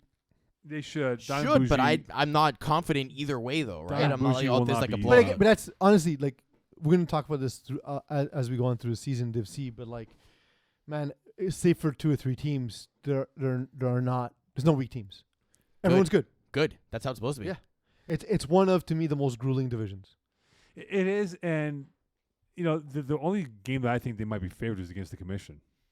No, And that's Bleu not- Brown that's Lars- not- they're favored against Bleu Brown Lars. Yeah, but that's not going to be an easy game. The Commission, I think the Commission. But again, literally, that's the thing we're saying is. Yeah.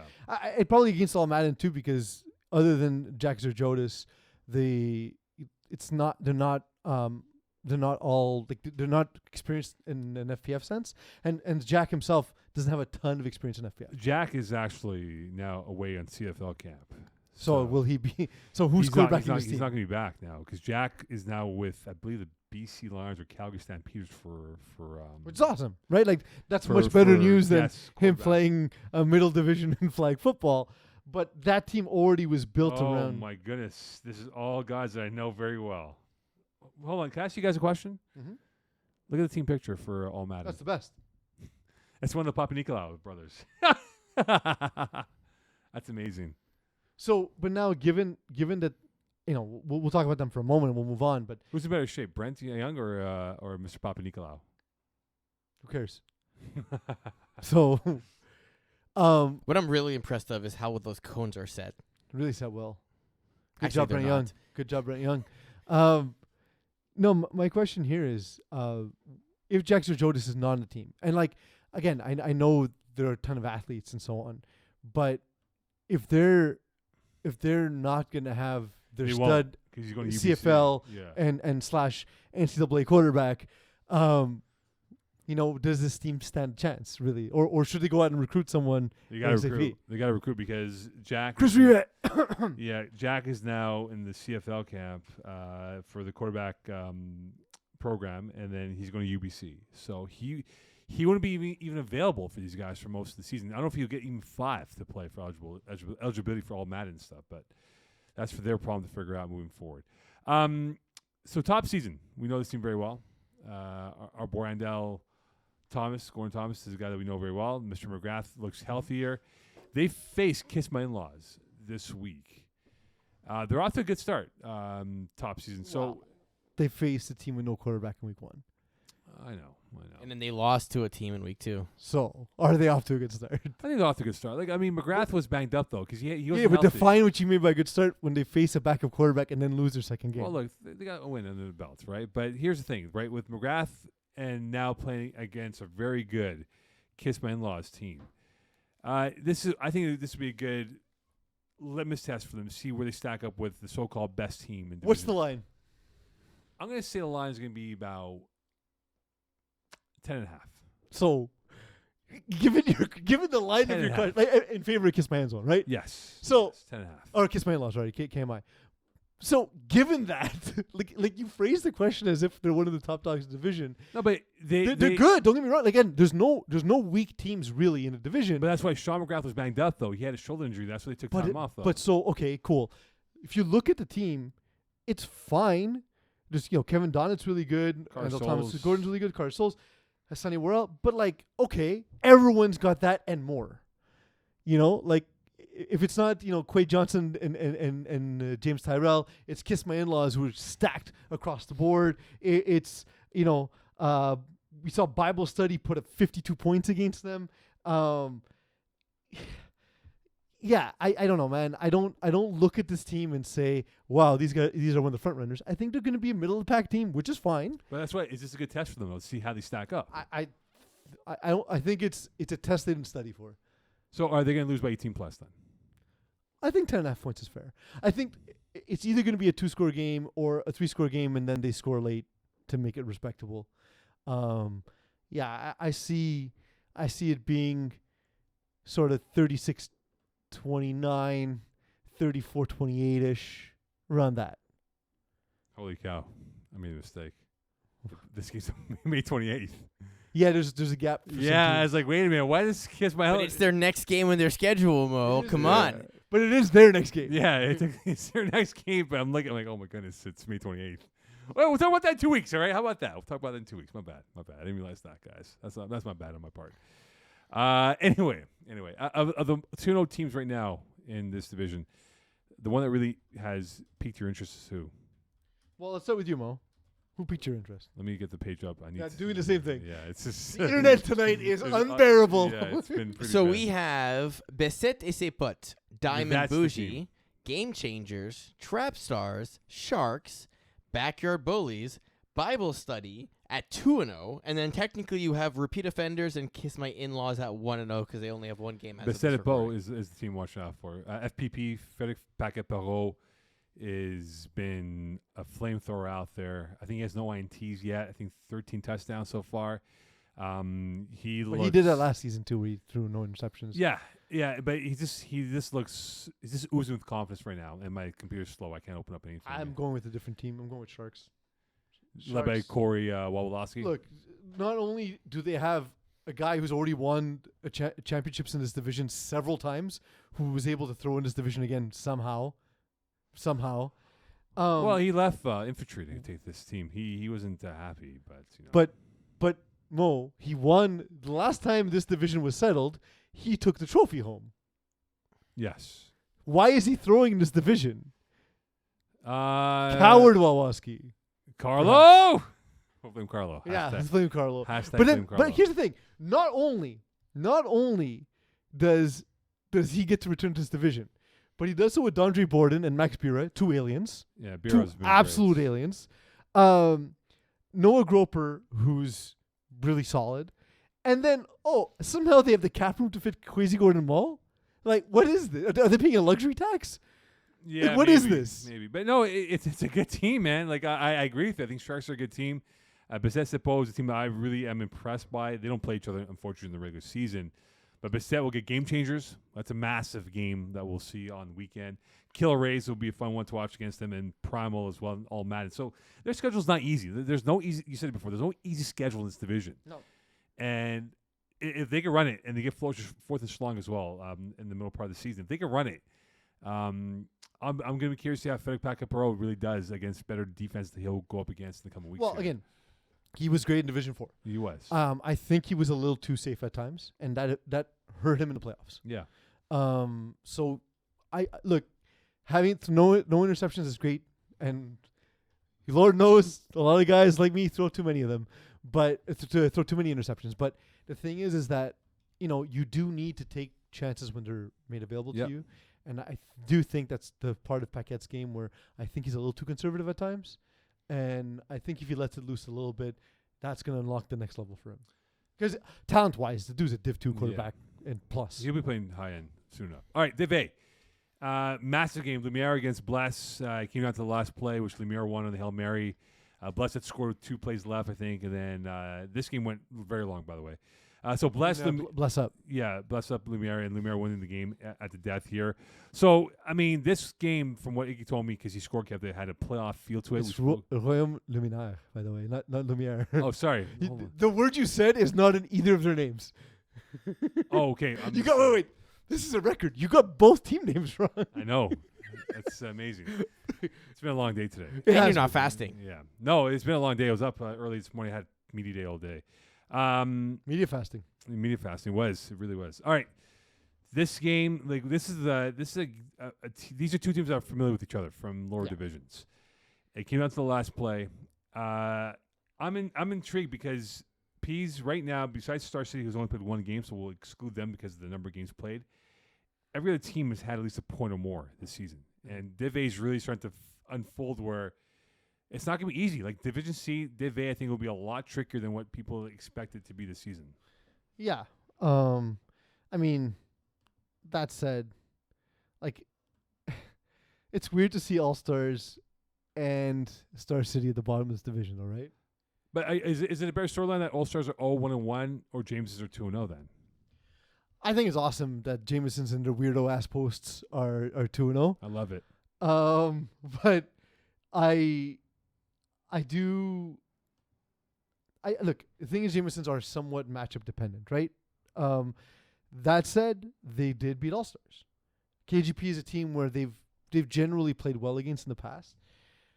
One of the other than that first time where Rosenblatt sort of took that big step and pushed I guess it was Finest back in the day, in that fall season, that weird fall season where we're mixing matching divisions. Right. If you remember, that's kind of what showed Jeff Rosenblatt and other players that he can play at this high level. But now, if I'm not mistaken, it's the first time he beats Kevin Wyeth. Yeah, I believe so. But there's an underlying story to this whole process. So Pat Jerome has been suspended for 2 games, and he showed up to the field. They didn't know he was suspended, and it kind of derailed their focus because they were trying to figure out why was he suspended. And there's a whole story to it. So Wyeth did not have Pat Jerome in the lineup. So do we know why he was suspended? Because it's break the news. Yeah, verbal assault towards a referee.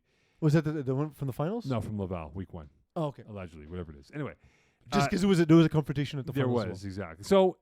So already they were weakened by the fact they didn't have Pat Jerome. They're even weaker because Clay Johnson now is playing for Jamesons because of the cap situation that played with him.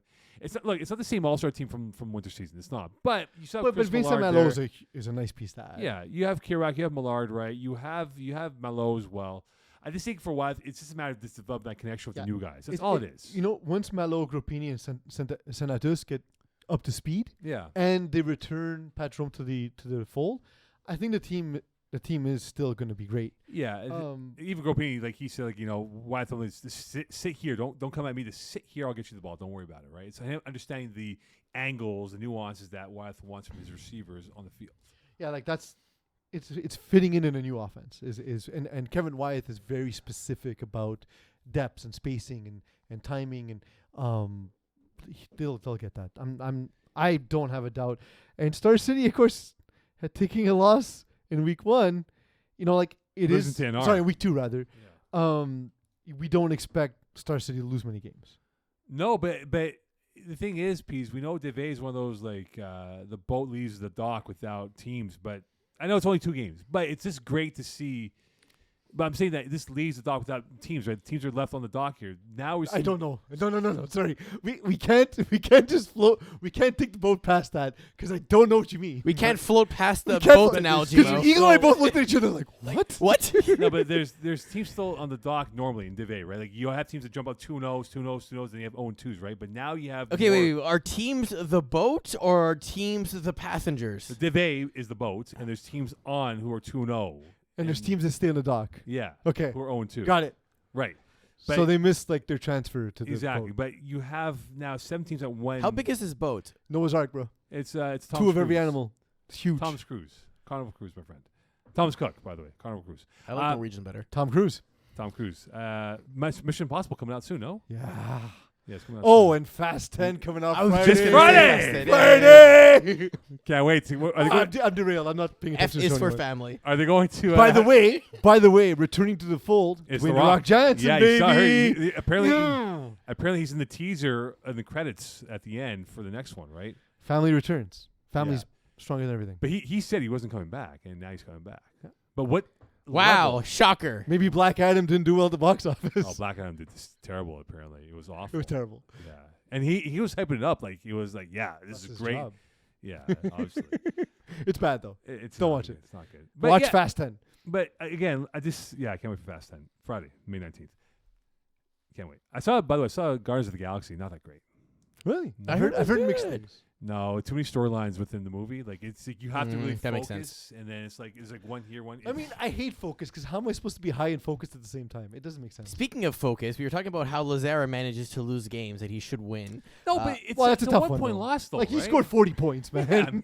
It's extra But I was points, gonna man. say, like, every time a Lazara-led team loses a game, it's one of two scenarios. Either he just has a terrible game, and it just or okay, he, or it he happens. gets let down. Or he gets let down exactly. Or it's extra points, right? It's not a possession because think about it. Every time they lose, it's always that extra point that they just missed. It was the overtime in the semifinals last year. they It's scored- this one over here by So- 1 point. So they scored the extra point for 2. And then No Regard take 7 or so plays. Kendall Myers catches a 10-yard pass from Corey Packer to score on the last play of the game. What a revenge That's game tough, for- man. Like honestly, like But okay, for Kendall Myers, that's a big maybe one, they though. left them too many plays, but man, like But for Kendall Myers, that's a massive bleep you towards that team yeah, because we know why. yeah. There's some history, and Yeah. that's part of what makes Division A special, right? Is the all the familiarity with each other and the storylines, and but like, look, I'm the biggest Dan Lazara apologist of all time, but man, like quarterback scores 40 points, gets the 2-point convert at the end of the game. I'm not worried about them though. They're trying to milk clock, I imagine, to run that 2-point convert because I don't really know why else they would unless there's a convert missing at the end of the score. Yeah, but sheet look here. at the roster though. I'm not worried about that roster. No, it's ridiculous. I'm not worried about this roster. It's ridiculous. It's the beauty of Div A that we're gonna have these type of games. Yeah. Like that the underdog can beat the favorites. Like All-Star. I mean, hashtag NR is not that much of an underdog. No, but they haven't played together in a while though. Like Corey Pecker has Fine, not but thrown- but they've played together enough. Yeah, but when's the last time this team was together? Like when's the last time Corey Pecker threw in FPF? I don't know. Eagle Key. it was a pandy ago. It was before COVID. No. Yeah, that's what Easily, I said. yeah. Hold on, let me check. Yeah, I'm. Well, curious. but which player do you know that doesn't get the shine that we should talk about more often? Winter 2020, by the way. Was So the it's last been time 3 Craig Becker years. threw. Yeah. Wow, 3 years. That's crazy how time flies. So I think the last time we even saw a Star City roster was then. Like Star City as a team. That was back 2018, then. I think it was. Yeah. 2019, whatever it was. No, 29. No, It's 20. about that gap, though. Yeah, roughly, give or take here. But it's like hashtag an R. I mean, it's guys that have a chip on the shoulder. Like Travis Most did not play this past. He had to leave because of work, so he couldn't play winter season. Kendall's coming off an injury, and he's got motivation. Ryan Perry is a guy that people don't think he's a Div 1 player, Div A player, but he's trying to prove his worth. Or Sean Perry's always had his moments, but he's really good though. Yeah, man. he's really good when he's locked in. Kenny Bai is a good receiver, Kenny Baez is really good. and But Corey- and just to go back to Travis Moses, like the dude and then hasn't Jordan McLaren too. played in a while, but let's not forget how talented Travis Moses was. Oh Like, yeah, the first time we saw this dude playing in Div 5, we're like, what is this guy doing in Division 5, right? Yeah. Like he's never slowed down. He's only gotten better as a receiver, and defensively he's as good as he's ever and been. they got Paul up here as well. So this is not a slouch team at all. No, it's a really good team. It's going to be fun to see how this division unfolds moving forward. Quickly here, Peace, before we wrap it up. So the Braves on Sunday will play Star City All-Stars. Who gets their first win? Star City or All-Stars against the Braves? One of them. So one of them will get the win. Yeah, you know what? I think it'll be Star City because I do think the new pieces for Kevin Wyeth, and because of how specific Kevin Wyeth's offense is, it'll take a few games to get together, and I think Braves will capitalize on that. Where I think Dan Lazare is starting to shake the Joe Monkey off his back. I think it's starting. He's starting He's to getting appear more close. mortal. I mean, he beat them in spring season He did. 2021, right? Yeah. Was it 2021? Yeah, Yeah. 2021. And so now it's been more of a back and forth. Like now it's an official rivalry, right? So like they're going more back and forth. I think they add a chapter to that this week. I think they will go 1-1 Braves. I think they will lose to Star City. So the same thing. Yeah, and beat. Yeah, they'll lose to Star Long City. day. Mo. Yeah, long day. I think they'll lose to Star I City. love you, bud. I love you. Yeah, it's been a long day. Lose Star City and they'll beat the All Stars. But and the thing is though, when you look at it this way, before we wrap it up, we're looking at a potential Star City 2-loss team, All Stars perhaps 2-loss team. Braves looking maybe for the first loss, and they would be at 3 points, whatever it is. So again, it's just it's just mesmerizing to see how this division can have multiple teams at 2 losses that are favorites to win this division already. So I can't wait. I'm really excited for it. Parity is good. It's great, man. No, it's great. People understand we need that to happen because there's going to be more and more teams that are going to say, I want to challenge myself because I can see that this is now a beatable division than before. It is now time for Games of the Week. let's breathe through this. We get to the third quarter of the Celtics Heat game. Here we go.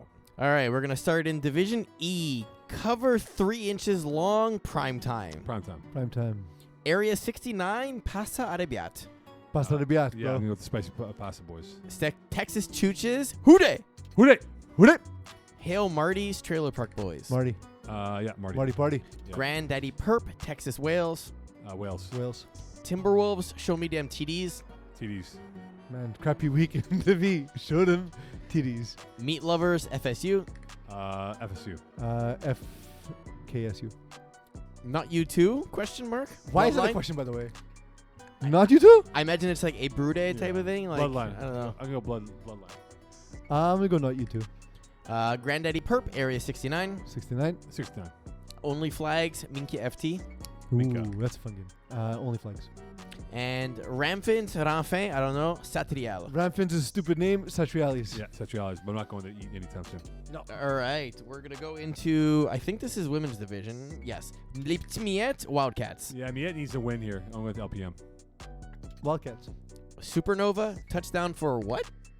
Touchdown for what? Touchdown for what? Sub-Zero, Waz. Ooh, Good Sub-Zero. game. Sub-Zero. Great Sub-Zero. game, though. Sub-Zero. Okay. Waz, The Rock. Was. X and X, Red Nation. Red Nation. I'll go Red Nation, close one. Okay, Division D, Bandit, Leonardo. Bandits. Bandits. Idaho, Utapimps, Studs Are Us. Idaho. Idaho, dumb name. X-Men, Big Dracos. X-Men. X-Men. Riders of Rohan, Blues. Blues. Blues. Stallions, Lipsit Karat. Whoa, wait. So Riders of Rohan was supposed to be what? On the 5th day of the Look to the Dawn East, that line from the Lord of the Rings. Yeah, I know the line. Want to know why? Because I also read that boring book about walking. It sucks. The most overrated book and the most overrated movies of all time. They're all terrible. Yo, J.R. Tolkien, exactly. Because you're not even worthy your own name. Harry Potter knocks you out of the water. Just gonna say it. LPC. Oof. Just gonna say it. LPC. It's terrible. It's a terrible book. It's boring. So Stallions or LPC? LPC. LPC. Why so serious? D&E. Why so serious? Why so serious? Let's do it. Longhorns, every inch counts. Horns. Horns, but every inch does count. Leonardo, Dilf Gang. Dilf. Renarvith. The Penetrators, Flagtastic. Penetrators. Flag to stick.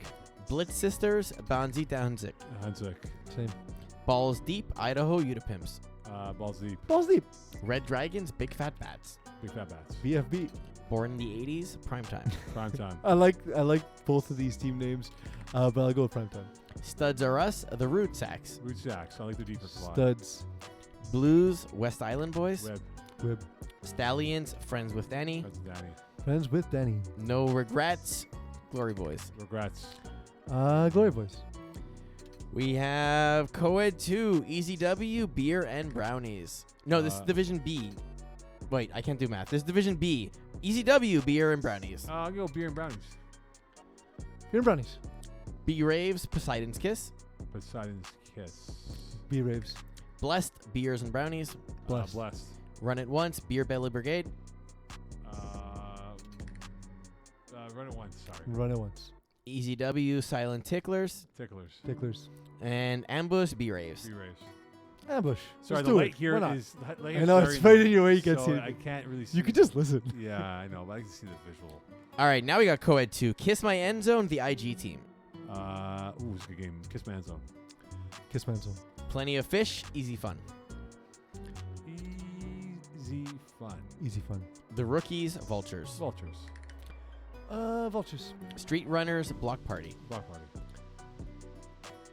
Block Party. Vultures, Beeftons. Vultures. Fit Squad, Les Marchands de Vitesse. Fit Squad. Fit Squad. And Deep Balls, Fit Squad. Fit Squad. Deep balls. Co-ed 3, Pig 6, Thunder Buddies. Thunder Buddies. Pigs. Thunder Buddies. Thunder Buddies. Les Crevettes, We Love Big TDs. Big titties. Crevet. Kamikaze, 1 and Niners. 49ers. 1-Niners. Fast Not Furious 3, I mean- Tigres. Tigres. I mean, on this week though, you can't pick against Fast Not Furious 3. You got it. Tigres. Fast Not Furious 3. We Family. Love Big TDs, Catching W's. Big titties. Big TDs. Free Agents, Pig 6. Big 6. Pig 6. Fast Not Furious 3, Thunder Buddies. Fast and Furious. Ah, man, I gotta pick them. Fine. Fast Not Furious because family. Les Schtroumpfs, Drink Team. Drink team. Drink team, yeah. Division C, Diamond Bougie, Air Force 1.2. Dime Bougie. Diamond Bougie. Game Changers, Beset et ses potes. Beset. Great game, Beset. The Infantry, Sharks. Sharks. Corey Sharks. Woloski. Revenge game. Yeah. Flag Fools, Backyard Bullies. Bullies. Bullies. Dirty Birds, All Madden. All Madden. We don't know who's throwing for all I Madden. know. So, Dirty Birds. Trap Stars, Hot Sauce Sports. Can't pick it. Hot Sauce Sports by 40. 50. Sorry, by 50. You know, Hot Sauce Sports. Primal, Bible Study. Bible study. Bible study. Kiss My In-Laws, Repeat Offenders. In-laws. I'm gonna say repeat offenders. Close game though. That's a really good game. The Commission, Mangoose. Commission. Commission. Never Overtime, Game Changers. Changers. Les Bleus Branleurs, Junkyard Dogs. Dogs. Dogs. Flag Fools, Green Munches. Munches. Green Monks. Air Force 1.2, Les Bleus Branleurs. LBB. AF 1.2. The Commission, Fourth and Schlong. Fourth and Schlong. Schlong. Sharks, Killer Rays. Ooh, fun but sharks. In the Battle of the Sea, I'm going to go with the Sharks. And our last division of the night, Division A, Star City Braves. Star City. Oh, that's a Sunday morning game too, eh? Ooh. Yeah, I don't. Man, I don't like Dan in the morning, but I'll go Star Man, City. Can't wait to see him in the morning. He's gonna be so mad that he's playing in the morning. Me, bro. And then 12 hours later, Braves. Braves. Star City, the Jamesons. This is a good game. This is a big one. I'm gonna go Star City. Star City. Can we just go back to how dumb that is? They played 2 games 12 hours apart. Yep. I'm sorry, that's stupid. At 2 different fields, too.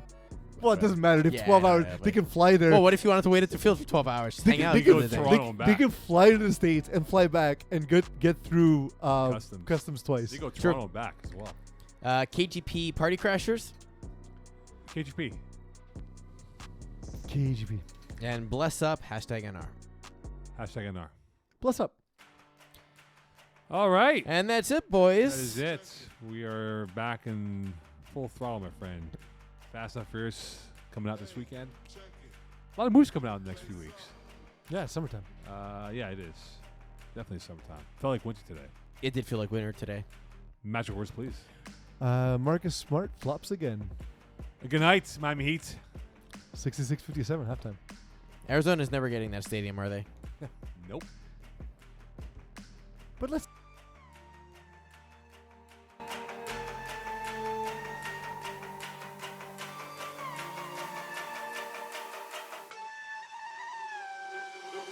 Put the place up, yeah we know what we